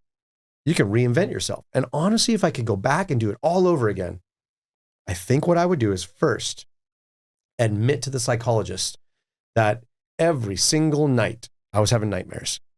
Admit to the psychologist that I would wake up completely soaked. Admit to the psychologist that often I couldn't even go to sleep unless I had 2 or 3 beers. Admit to the psychologist that every time someone drops something or makes a loud noise that I shake. I was trying to be Mr. Resilient to get back to work. And while maybe a lot of other people are seeking time off or seeking medication, I was doing the absolute opposite, and I was an anomaly, and they didn't know what to do with me. But I wasn't being honest with them. And so I was underreporting my symptoms. So first I would go back and be honest. I'd be honest with my kids right off the bat, honest with my spouse right off the bat, honest with myself, then honest with the professionals that were working with me. Without the fear of losing my badge. You're going to lose it sooner or later anyway. Either you're going to fail and lose your job, or you're going to leave early on a medical retirement, or you're going to retire. But sooner or later, you can't just hold that badge and keep it right here with the gun next to it for the rest of your life. And that's okay. But in my mind, I was becoming what's very, very poisonous, a singular personality. A singular personality is the person who is a cop. That's it. Like, what do you mean? What else are you? What do you mean? What else is there? I'm a cop. So you go to a party, what do they talk about? Cop stories. You go to whatever, you hang out with them at dinner. Oh, how was work? Oh, let me tell you these stories. What kind of watch they got? Oh, it's got a thin blue line right through it. What kind of stickers on their cars? Their socks, their shirts, their TV shows. Cop, cop, cop, cop, cop. But what else are you? Nothing. I'm a cop. Then what happens when you lose that? Something I was thinking about recently, and it's unfortunate about this, even if you force yourself outside that circle of just other cops or other veterans, inevitably, though, you end up in a circle of people, and what do they want to talk about? They want to talk about your cop stories. So entertaining, huh? Okay. Nothing against my friends who are plumbers, but I guarantee you, we're not sitting around at a bar and I don't look over at Bob and go, hey, how'd that clogged up toilet go today? Nobody cares about that. Right. But find out that you're a cop. Ooh. Either they've got a story or a friend, or, it's in a weird way, as much as I profess you need to not be that person, sometimes it's really hard to not be that person. Mm-hmm. So I have a circle of friends. They are electricians and they are plumbers and they're tradesmen. But they needed to know early on, this is when I became honest with myself. And if I had better hindsight before this all occurred, I would have done better at this. I will tell you that for over 15 years living in my neighborhood, nobody knew I was a police officer. And I would tell my wife, when someone asks, I work for the government. Like, he works for the government, but he has shoulder-length hair and a long beard, right? They never saw me in a uniform. They never saw me with tactical equipment. I was plain clothes undercover, right? So even my neighbor across the street didn't know I was a cop. But they knew. They probably did. Somehow they're, he's probably a cop. But I never talked to them. I never hung out with them. Why? Because cops hang out with cops, right? And afterwards, I realized, yep, I became a singular personality. And when a singular personality loses that singular thing, cop, fireman, whatever you are, you're nothing. Now, that's not true. We know that. But that's the psyche, right? That's the psychology of it. That's the emotional brain talking to you. Now you're nothing. You lost it all. So I started to develop and become more. It's so much fun. There's so much more out there, right? And you can actually turn it off. And it sucks, right? When you're a detective and you've got your home phone right here, your personal cell phone, and you got your work cell phone right here. And anytime that goes off, even if you're on vacation, you're on it. There's an addiction to that. An addiction to not knowing. Or that addiction that also comes from, like, if I leave for a week, it feels like I've been gone for a month. I need to get caught up. Oh my gosh, what did I miss? Dude, who cares? It's the government. And if you leave tomorrow, somebody else will be warming up that chair next week. HR, get on it. Don't worry about it. You're expendable. It's okay. Take your vacation. When I left, I had a lot of hours, right? Way too many. Why? Because I wasn't taking vacation. Why? Well, because I quote unquote loved my job so much. Singular personality. I wasn't just taking, now I take the time off. Now I work hard now, but I also take time off big time. And I'm very purposeful in taking, and that's probably the most important word in all of these things we're talking about is being purposeful. Are you doing that on purpose? What do you mean? I'm just doing it. Okay, then you're not doing it on purpose. Let's be purposeful. And I wasn't purposeful. And I think that caused me not to enjoy, to suck that last 3 years out of, that goal that I had. Dang it, right? That's my fault. Had I been more purposeful, had I been more purposeful in my mental health along the journey of getting over this, had I been more purposeful in taking time off and having that gap and finally letting all the dust settle and going, no, I do miss work. Very different than I have to get back. Oh my gosh, I got to get back because things are happening and I don't know about it. And and I got to catch up when I get back. No. Calm down. I miss it. And I like that work and it's fun and it's fulfilling. And you might find out after 18 months, it's not fulfilling and you don't miss it. I'm like, oh my gosh, if I go back to that, I'm going to be highly traumatized. If I go back to that for one day, I'm going to fold. Maybe that's part of that time period that they're asking us to stay away. Let's see if you truly need to be away because you're still in trauma. Right? How do you argue with someone like that? Especially a type A. You can't argue with me. If I told you what's up, that's what's up. That was part of the downfall. So I had to relearn that. So earlier I told you, when I decide. When I decide I'm going to do something or I decide I'm not going to do something, let's go way, way, way back, machine. My dad, I come back home with that piece of paper. He's like, what are you doing? I just joined the Army. He goes, I was just joking around when I was talking to that guy. Stay. My mom walks up. So starting to cry, like, stay home. Go to 2 years junior college, get your associates, and we'll send you to Cal Poly. Full ride. I didn't even have to get good grades. My parents are going to pay for it. Prove it to us that you can do to college, and then we're going to pay for a 4-year degree. I'm not, I was like, no, I don't want to owe you for the rest of my life for paying for my college. Uncle Sam will pay for it. And he did, right? He got me a psychology degree. But I decided, you're not going to stop me. I think after all of this, I had to decide that maybe sometimes I need to give up. Let go. Listen to some people. You don't know everything. And all of your thoughts are not correct. Just because you thought it doesn't mean it's always right, right? And maybe once in a while, put your finger on the pulse or check the barometer. What's the world look like around you? Because we get blind to it. It gets filtered. It gets filtered through trauma. It gets filtered through ego and the positions that we find ourselves in. Mine was so filtered, I couldn't even see color. Think about that. And I go down to the Brain Treatment Center, through the Special Operations Care Foundation, and they opened my eyes. That was the beginning. And that's when I came back and I talked to my sons, and I got to make some changes. And that's when I decided I'm not going back to that. I'm not suited for that. In other words, I was an asset to the state and to my people. Now I'm a liability. So what do I need to do to go back to becoming an asset? And I've found those things, through my business and consulting and my work with the military department. Now I'm like, I'm back. I'm having fun. It's pretty cool.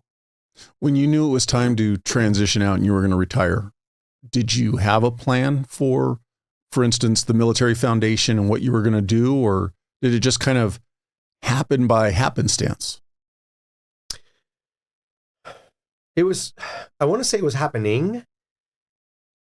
I've had my business since 2004, and I teach biopsychology, right? So all kinds of cool classes associated with that. But when I first was like, okay, I'm done, there was like almost a year where I'm like, oh no, I think I made a mistake.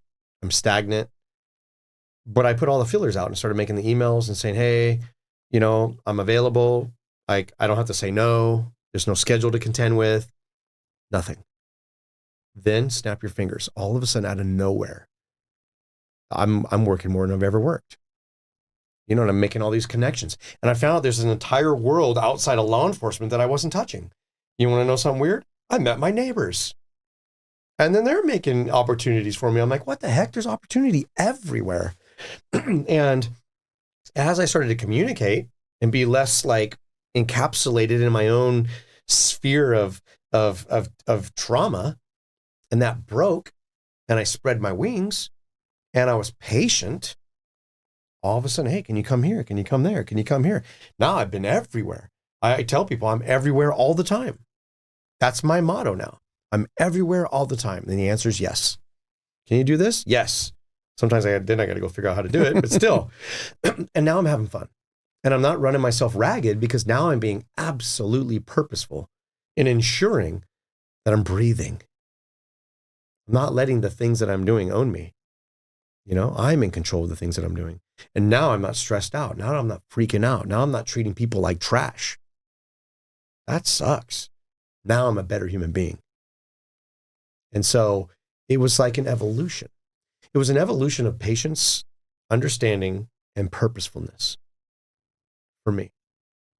And I think anybody, the first thing they need to do is ask themselves, am I a singular personality? Am I only a cop? Well, no, I'm a dad. Yeah, but what kind? Are you a cop dad or are you a dad? Right? Well, I'm a husband. And they got all these little titles, right? You better check yourself. Are you purposeful in those things? Or you're just that because you had a kid? You're just that because you're married? Or whatever. Are you purposeful? I still fail. I'm imperfect, and I'm okay with that. Because I know now, then that's just one more thing I can strive for. Whenever someone points out a mistake or a criticism, I'm like, all right, cool, let's work on it. And I think that's the difference, because before I was afraid to be wrong. But it was an evolution. And the patience, knowing that it's going to be okay. You don't have to push it. When we push things, that's when things get all screwed up. When we allow things to develop. And I'm not saying sit on your hands and just do nothing until something happens, because opportunities aren't just going to fall on your lap. Once in a while they do. I'm just saying be patient. Patience is the ability to withstand or tolerate hardship or delay. So we're not talking about just the delay. We're talking about the hardship that comes with it. Be patient. Control your emotions. I wasn't controlling my emotions. I was allowing my emotions to control me and my behaviors and my relationships. Patience. And then purposefulness. A lot of people, we do things and it's like, why'd you do that? I don't know. That's just what we do. Nope, that's not good enough. Be purposeful. And I think good things will start happening to people. And I know there's people out there right now that are hurting bad. And sometimes they just need to know first, they're not alone. That, because it sucks, because when you're hurting like that and everyone else around you is quote unquote normal, there's actually a lot more people out there hurting than we're realizing. But the problem is there's a stigma and there's a bias associated with the things that I've been talking about today. Oh no, he has PTSD. I don't want to work with that guy. No, I got a bunch of people that I work with and for and work for me. And we're doing awesome. And they all know, oh yeah, he's been through the ringer. He's probably model PTSD right there. Like, yeah, but I got through it. And it's fine. We don't have to put a stigma and a bias on it. In fact, we should do the opposite. We need to bring awareness and we need to destigmatize it and say, when you got a problem, you need to tell somebody, oh, but you might lose your badge. So what? What are you going to do with your badge sitting on the couch while you're getting well? When I say sitting on your couch, I mean just being at home. You should be out being physically fit. You should be doing the things that you love and exploring and go wherever. But what I'm saying is when you're not at work, you don't need that badge. So stop worrying about it. Get better or you'll lose the badge. What's your family going to do with that badge when you're gone? Because that's all that's going to be left. Metal. It's a symbol. And a lot of times, unfortunately, it's a symbol that you're a singular personality. What are you without that badge? And you ask me that now, I'm like, where do you want me to start? The badge is tiny. The badge used to, though, was huge. And it was weighing down on me. But now it's like, what? I'm so much more than that. I'm helping people. And I'm doing good things and I'm fulfilled and I'm having a good time. And I'm continuing to be a lifelong learner and exploring and doing all the things I did as a child that my dad taught me to do. What's over the next hill? Sometimes that hill is cerebral and education based, and sometimes the hill's real. I told you earlier, I just got back from Rapa Nui last week. I've been wanting to go there for 25 years. Why? Some random island in the middle of the Pacific with moai, big rock heads coming out of the ground? Yes, I needed to go there. I wanted to see that hill. And I went there and I walked over that hill to see what was on the other side. And it was amazing. And I don't know what's next. I don't know what's next week or next month. Because I've also let go of that need for predictability. I've stopped watching the news for the most part. When something's important, I'll hear about it and then I can purposefully research it. I'm not going to non-purposefully allow someone to feed me with information. Anything.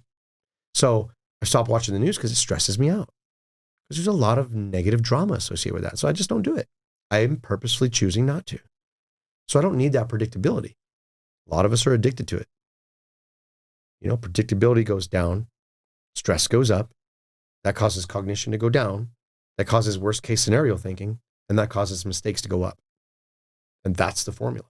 And I'm like, oh, negative. I'm not living my life like that. So how do we do it? We have to eliminate the things that are the elements that we're addicted to. And I was addicted to the news every morning.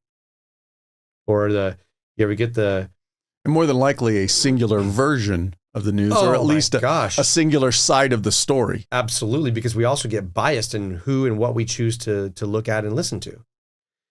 That's why a forum like this where we can just talk. Just talking to a human being. And I guarantee there's thousands of human beings that are going through right now what I went through, suffering. And all they got to do, though, is be purposeful and be honest with themselves, right? And just say, I'm hurting. That's a lot of times that's the real transition. Not to be cliche with it. Sure. Because I've been doing jujitsu now for coming up on 4 years. And you said two things that really drove home the importance, and I'm equating it to jujitsu. you talked about the incident and actually taking the moment to breathe. Even though you had been trained in tactical breathing, you probably weren't doing it properly. You were stressed out in the moment. And then you just said a couple minutes ago, I've taken the time to breathe. Mm-hmm. And where I'm going with this, it's the jujitsu, it's the physical fitness aspect of it. I think about those times when I'm on the mat and I am just getting smashed, and it's 5 minutes of trying to find a way to breathe. And I really honestly believe that if you can indoctrinate yourself and put yourself in those situations, and the great thing about jiu-jitsu, it lets you basically go at almost 100% for those 4 or 5 minutes. If you end up in that situation where you need to actually breathe, you'll have the experience of a full-on stressful environment and figuring out that way to breathe. So it's kind of funny you mentioned that, because since my boys were like 2, I would sneak up behind them and wrap them up. Whatever, headlock, armbar, body wrap, I would just wrap them up and just fall down. And then they would always try to strength their way out of it. And the mantra right off the bat when they're little, I say, nope, you need to relax and wiggle out. And what I taught them was, and I created a degree of trust that it was a standard that I wouldn't adjust my movement, but they had to figure out how to relax and wiggle out. And in that, they're breathing, they're relaxing, they're not fighting me, they're solving a problem. So then they got older and older and older. And when they're teens, you do that to them, Dad, stop it. And they think, oh, they're getting a little strong. Of course, that's fine. Got them all wrapped up, fall down on the floor. Now they're trying to strength their way out. And you can hear them. You can hear them struggling in their breath, and you can feel their muscles tensing up, and they're starting to sweat.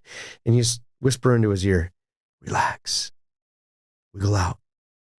And then they're mad at you, right? They're contrarians, they're teenagers. Oh, they're going to fight you anyway. No, stupid.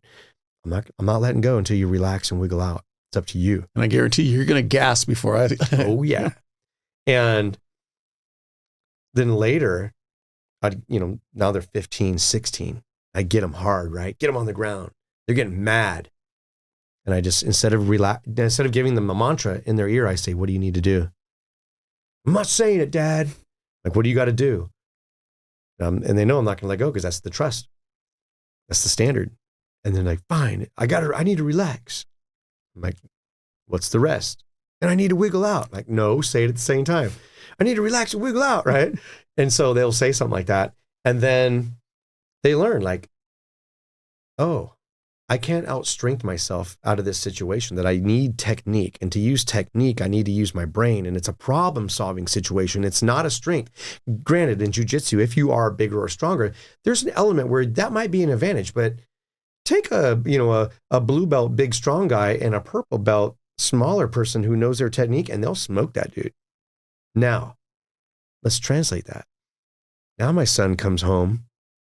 Dad, I got this problem, some bull crap, and this is happening. This is, and he's all frustrated. And I'm like, so how do you want to solve it? I don't know. This is stupid. There's no way. This is, it's impossible. You know what you need to do? What? Relax and wiggle out. You are not going to fight your way through this situation. What do I mean by that, though? Because it's everything I didn't do. Relax, calm yourself. That's the patience, right? The ability to withstand or tolerate hardship or delay. We always think it's just delay, but it's the hardship, the emotion of it. Relax. You need to have patience. Calm yourself. Because if you don't calm yourself, if your physiology is high, then your cognition is low. We want to be the opposite. Even in the midst of the worst fight. I do remember that we were up in Tahoe a couple of weeks later for like an auto theft investigators conference. And I left the house. We need to get John out of the house. We'll have some beers, send him to the conference. It sucked, right? I shouldn't have went, but still I went. And I loved it because I saw my partners. One of my partners goes, dude, the deputy, he says, I couldn't believe how calm you were in the hallway in the middle of the shooting.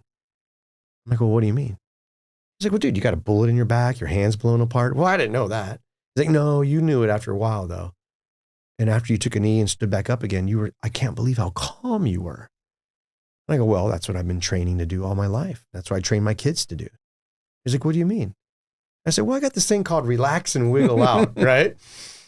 The problem is though, I got so distracted as the trauma continued, and I push, and then I'm at work, and now I'm just like getting on the normal human stressors, but then add all the trauma to it.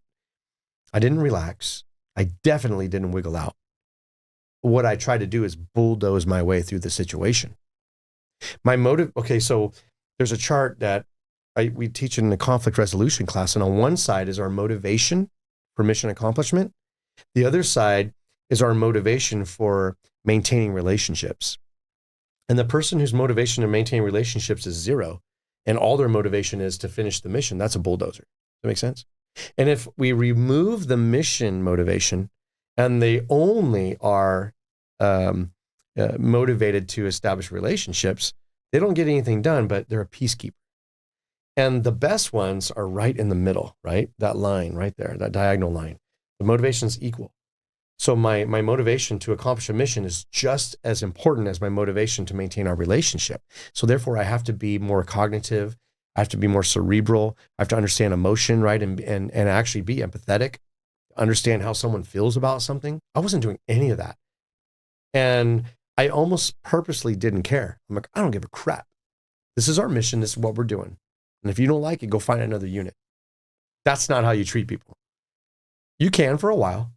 And if it's an emergency, maybe you can do that. But that's going to last only for a short period of time, and then it's going to implode. And they're not all going to get kicked out. They're going to kick you out because no one leaves a job. They leave a bad leader. Because even if the job sucks, they're like, I don't care. I'll go to hell and back with you. One of the leaders I mentioned earlier that I didn't name, I'd go to hell and back with that person with gas cans. I don't care what the mission is. I want to work with them because I look up to them. I wasn't being that person at all. I was probably terrible. And they're like, that dude's the devil, or that dude's psycho. Now I know what they mean by PTSD. And it's like, you're right. What are we going to do about it? And let's be proactive rather than reactive. Let's teach people to relax and wiggle out, to stop and think and go, wow, I don't have to strength and push. I can maneuver and technique myself out of this. Well, what's the technique for PTSD? Duh. It's our psychologists, and it's our leaders, and it's our friends, and it's our support systems. And it's looking at ourselves internally, looking in that mirror and being patient and taking the time off. All the things we've been talking about. Didn't do any of it. And maybe that incident that occurred to me, maybe I'll never experience anything as bad as that. So I don't even get a second chance to try to be better at it. Some people, they do. The last grain of sand falls out of their hourglass 3, 4, 10 times. Just read a book. You know, mine, I believe, was a cumulative stress that led year after year of the dead bodies. And I remember calling my dad one afternoon. He's like, what's up? I'm like, I'm just tired of seeing dead bodies. He's like, what do you mean? I go, every day, every week, I see a dead body, a homicide, another gangbanger, another freeway shooting, and I'm tired of it, Dad. It's just wearing on me.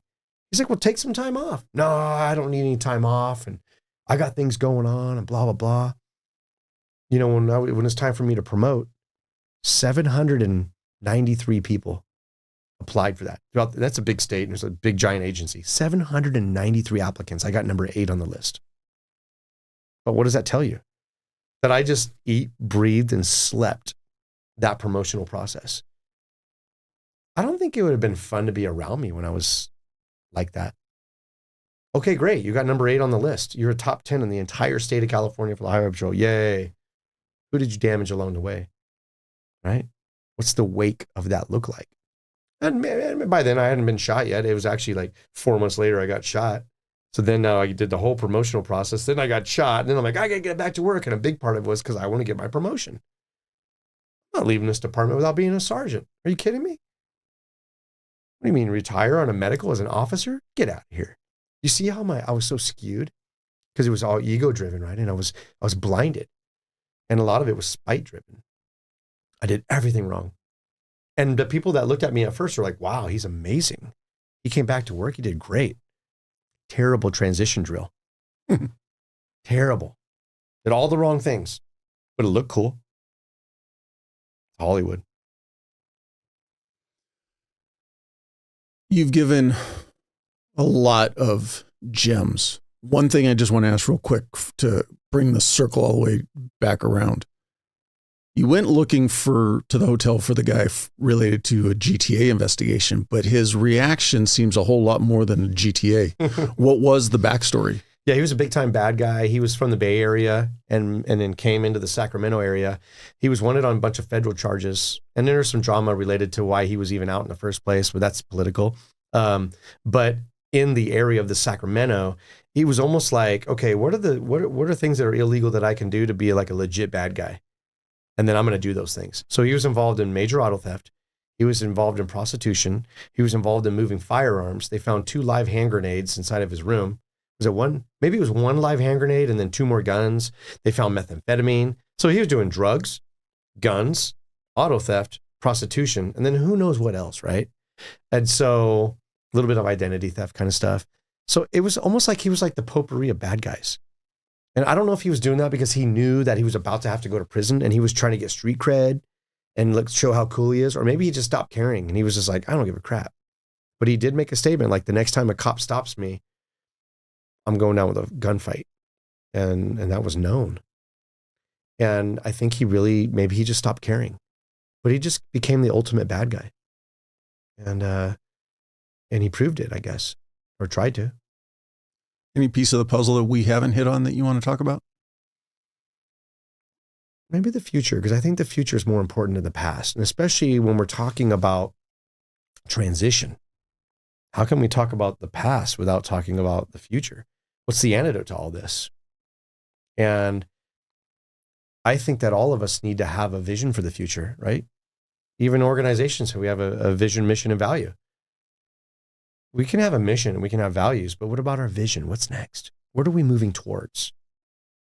And I think that in any transition, that's the definition. I'm going from that to that.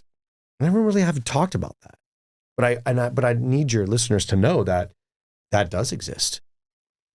And it's not about this incident. I find that people will have a defining moment or a defining thing in their life. They get sick, they become an expert on the sickness, and then they focus their life on it, or they get abused, and now I'm going to become an abuse counselor. And it's like, okay, but that's a version of the singular personality. My future is doing all of the other things that I enjoy and that I love, and most of that is biopsychology. I love communication and de-escalation. I love being able to talk to people and figure out, why are they upset?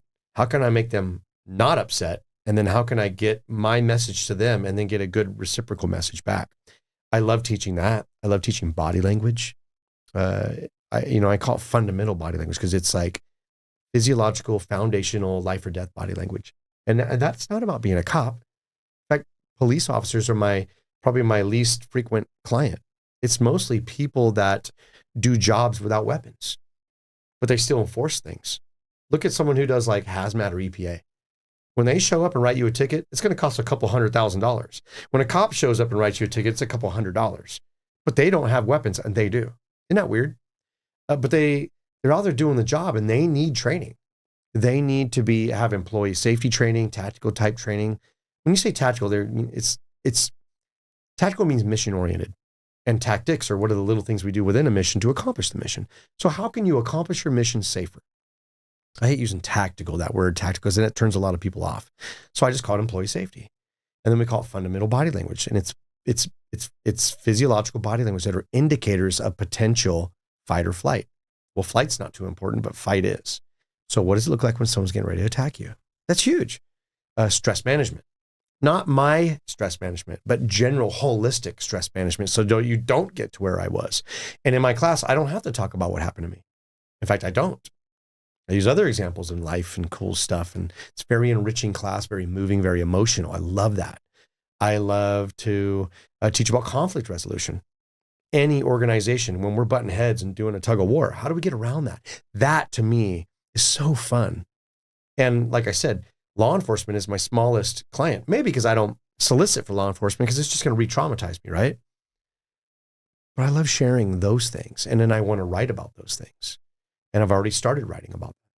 And who knows? It's actually a lot harder to write a book than one would think. It's not just about sitting down and typing it out and look, I wrote a book. Like, oh my gosh, there's so much goes into it if you're serious about it and researching it. And then you reread a paragraph and you're like, it ain't right. I'm there.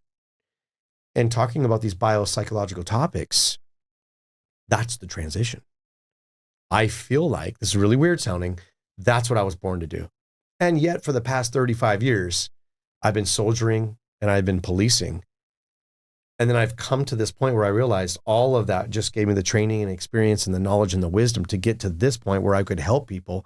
And honestly, sometimes to gain credibility. Oh, you did what? Oh, I'll listen to you. Like, dang it, it shouldn't take that. But since I've done those things, and if you will listen to me, then great. If it helps me get an audience and I can help somebody else, awesome.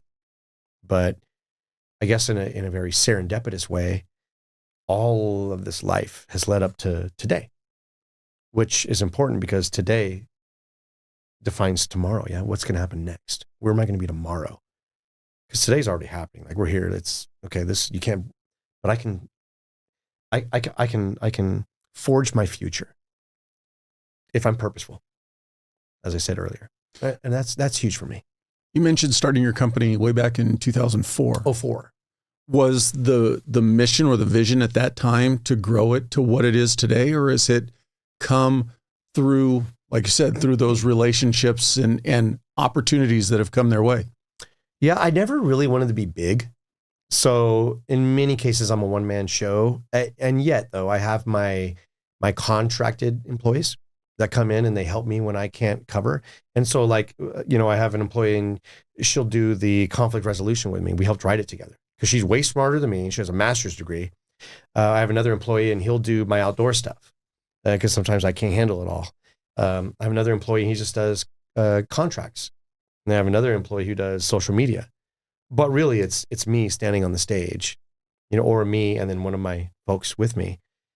We're tiny, but we're making a massive impact. I mean, literally just communication and de-escalation alone, just that one class, we've taught, I say we because it's a company, but I've taught in that class probably, I bet, more than 25,000 people here in California and outside the state. And it's spreading. Like, they just want it more and more and more. And I'm not even available. I'm like, I'm sorry, I'm booked. You got to book it 6 months out. There's patches and holes where someone will get lucky. And just that one class out of like maybe 15 classes, a whole curriculum, I really feel like I'm making a difference. And I never wanted to be huge. What I did want to do is I had a goal. We just had one of our professional development meetings. And one of the goals was to touch 35,000 this year. And it's funny, right? Because sometimes you think, okay, if I'm going to speak to 35,000 people, I got to book a baseball stadium and we got to book the whole thing. And it's like, and then I remember towards the end of our professional development week, and I realized I was wrong. I'm like, wait a minute. I could sit down and talk to you and reach way more than 35,000 people. And out of that 35,000 people, just 1% was like, oh my gosh, I need to seek some help. Like, that dude got out of it. I can get out of it too. Or, oh no, I think I'm in that stage where everyone around me is probably like, oh, that dude's got something wrong with him. Maybe I need to look inward and go seek some help. So I'm thinking, like, if just 1% could be helped by reaching an audience of 35,000, I'm enriching my life now. I'm doing the right thing. I'm still protecting and serving. I'm just doing it in a different way. And I'm doing it in a very fulfilling way. That was one of our goals this year. So I don't want to be some giant company. I want to be a small company that has a giant impact. And I feel like we're doing pretty good at that. Through the podcast, I've had the fortune of interviewing, meeting, talking to a lot of interesting people. And several of them have made mention of, do I want to start a podcast or doing something to where they're giving back? And my advice always is, you have to do it, because even if you impact one person, that's one person who wasn't impacted by you not doing whatever it is you're doing, telling your story, telling somebody else who maybe threw away their career, made a bad mistake. But if they're willing to share that story and helps another person not make those same mistakes, you can't put a value on that. Right. I tell people too, you can't put a value on time anymore. So time is absolutely valuable. And so time's important to me. Experiences now are really important to me. and living my life to the fullest. And, I've had people, I do some things that some people may say, oh, that's so dangerous and you must have a death wish. I'm like, no. I'm out there doing things that, one, will get me focused on the moment instead of focusing on all the hard things in life. And it's enriching me. So I try to find out what's enriching. So like I said, I went to an island. That was very enriching personally for me. Other people would be like, oh, I wouldn't do that. That's a waste of time. I wouldn't do that. Great. But somebody else might have been like, hey, you know what? I've been thinking about going to Rapa Nui too. And that dude went, doggone it, I'm going to go. And that, I don't know what that could do to that person. That could be everything to them. I had a situation just recently. So I skydive. And I'm a USPA skydiver. I got my A license. That's the first stage. And now I got my B license. And so now I'm working on my C license. And then I want to become an instructor. But the type of instructor I want to be is one that, again, motivates, inspires, and educates, not just to skydive, but there's more to it. Why are we skydiving?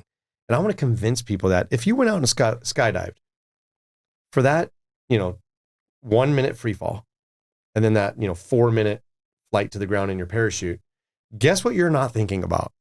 Like all that work garbage and all those things stressing you out or whatever you're going on, whatever is happening in your life, just come with me one time.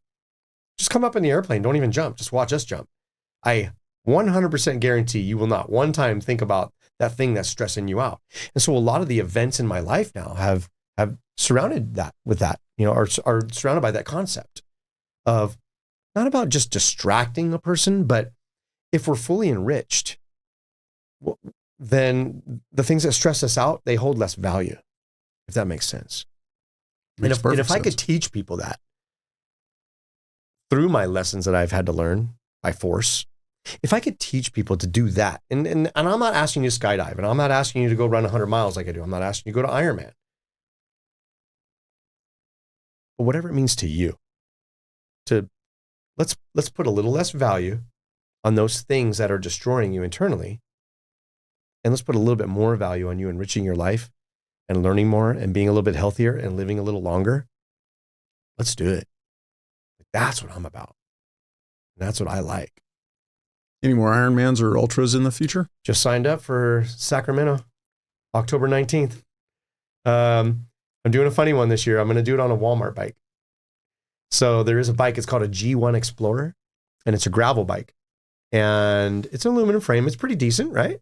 And I'm going to take that G1. I already ordered all the parts. I got a new seat for it, a new seat post, new wraps, new pedals. I'm going to try to keep it as stock as possible, but we got to be reasonable.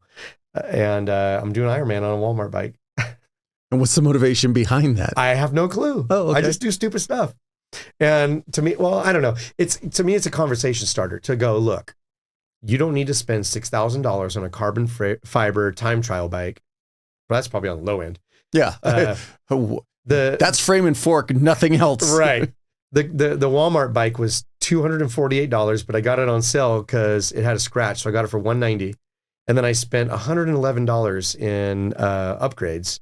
And I literally want that bike sitting there on the rack with all the other athletes going, wait a minute, what? And as I ride by, I'm like, what's up? And I pass them. You know how it is on the ride. You always pass people.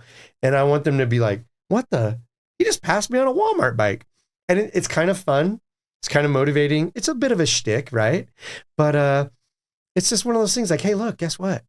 Get someone to sponsor you. You get them if you can't afford an Ironman, because it's a bit, it's not cheap, but you don't have to spend $6,000 on a bike. You can get a little bike trainer, get on, Marketplace or something or whatever and online and buy one online and start training. Because here's what I tell people. If you spend all the money on all the things, you're going to end up stressing yourself out, right? Plus, then after the race, if you're not into that 24/7, now what do you do with it all? But like right now, it's 9 months to Ironman next week. So for 9 months, I have my training plan. It's not the Ironman. I just want to do it like, say, 14 hours. I'm not even competitive. It's not about the 14 hours of Ironman at all. It's about the 9 months leading up to Ironman. And believe it or not, it's about the depression very quickly after Ironman. Whenever you do a big event, you get that like depressed feeling like, oh my gosh, it's over now. Now what? Plus you just stripped all your neurons and hormones and everything else, and you really hammer yourself. So then you get this like slight depression. So how do we cure the depression after a major race or an Ironman? Sign up for another Ironman. So what happens is twice a year, I sign up for an event. So I did a short run. I just did a 50K. And then right after the 50K, I signed up for Ironman. So those are my 2 events this year. And I just flip-flop them. Anyway, the whole point is for 9 months, I have a focus now. And we're not talking about my business. We're not talking about work. We're not talking about the military. I'm not talking about my family. We're not talking about anything. We're talking about Ironman. I have a focus. All the other stuff's going to happen, right? But now when I'm lying in bed at night and I'm stressing about something, I stop. Like, no, stop. Let's go to Ironman. What do you mean? What do we need to do about our bike? Have we maintained this? Have we done that? What's the route look like? And what's our nutrition plan? And what's our training plan? And have we stretched? Oh, shoot. What do I need to work on? How's my core? There's 1,000 questions to ask. There's 1,000 more things to think about than your problem. The thing that's going to cause you to sleep less, that's just still in your life. So now I have an event. I also do it with visualization with expeditions. You know, like this last trip I just did to Easter Island, to Rapa Nui. For months, I was thinking about that. How do I need to plan for it? What do I need to do? What flights do I need to take? Where am I going to go? What money do I got to use? And some people would think that's stressful, but you got to pick something for you that's not stressful. That's my escape. I'm like, oh, I can't wait to go to bed tonight and lay down and think about Rapa Nui, right? That's a gift. I can't wait to lay down and think about Ironman, or scroll online. And instead of just mindlessly scrolling, remember, I keep using that word purposeful. I'm purposefully going to like the Ironman Facebook page and I'm going to scroll through that. What can I learn today? What kind of questions can I ask? What are other people doing? Let me watch some YouTubes. Purposeful. You know, when I commute, I don't just turn on like the news or something and listen to whatever they're going to say. I'm purposeful. I decide what I want to listen to. I decide what podcasts that I want to seek out based upon that title and that person. Hey, there's a smart person. I want to hear what they have to say. What can I learn from that that person?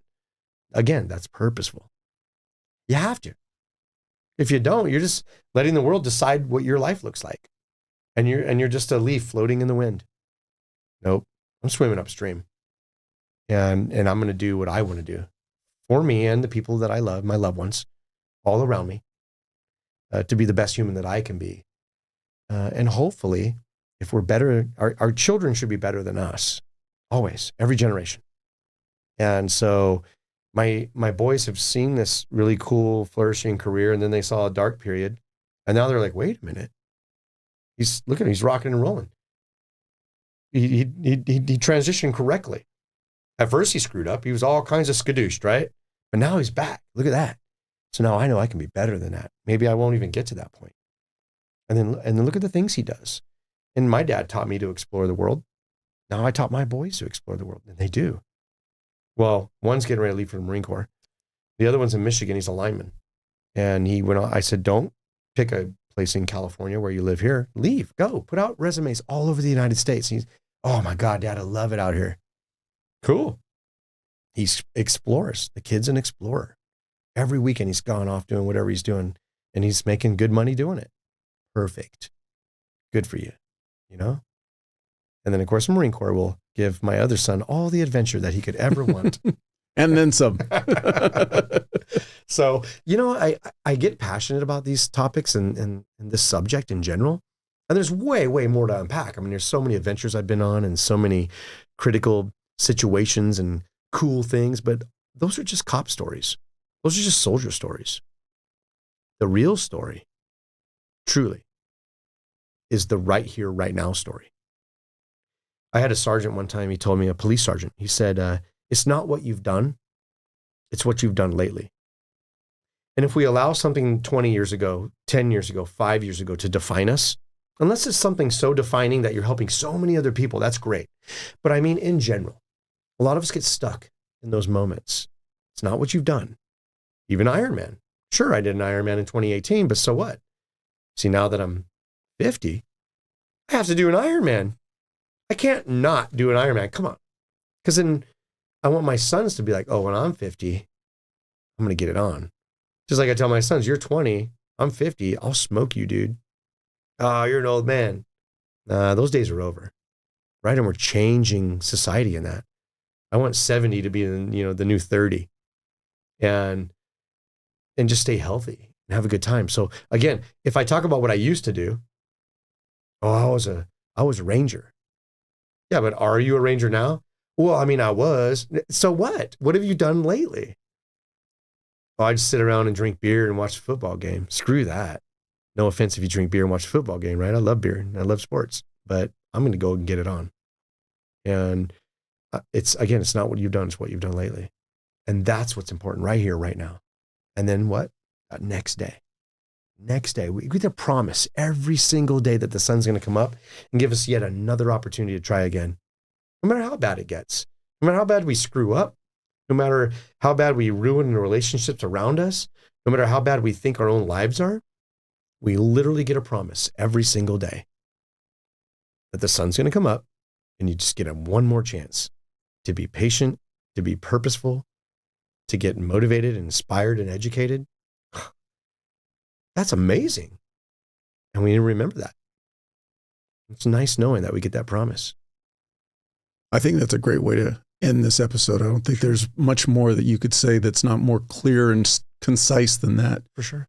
I truly appreciate your time, and I appreciate hearing your story and getting the opportunity to finally connect and get this podcast recorded. It's been a pleasure. You know, you brought back a lot of memories, and I'm going to go on a long drive after this. I'm going to do a lot of thinking. It's going to be fun. So it's been very enriching for me. Thank you. As always, thank you for listening to or watching the episode. If you have any comments or questions, feel free to reach out, social media, or send me an email. The links are in the show notes, and I'd love to hear from you. Also, if you're not already, please follow the podcast on whatever platform you get your podcasts. You can also subscribe on YouTube. And if you would, please leave a rating. Ratings do two things. You can tell me what I need to fix or improve, and the more ratings also gets the podcast recommended to more people. Another ask, please share the podcast with anyone you think could benefit from and enjoy it. Last, don't forget to sign up. We have a newsletter.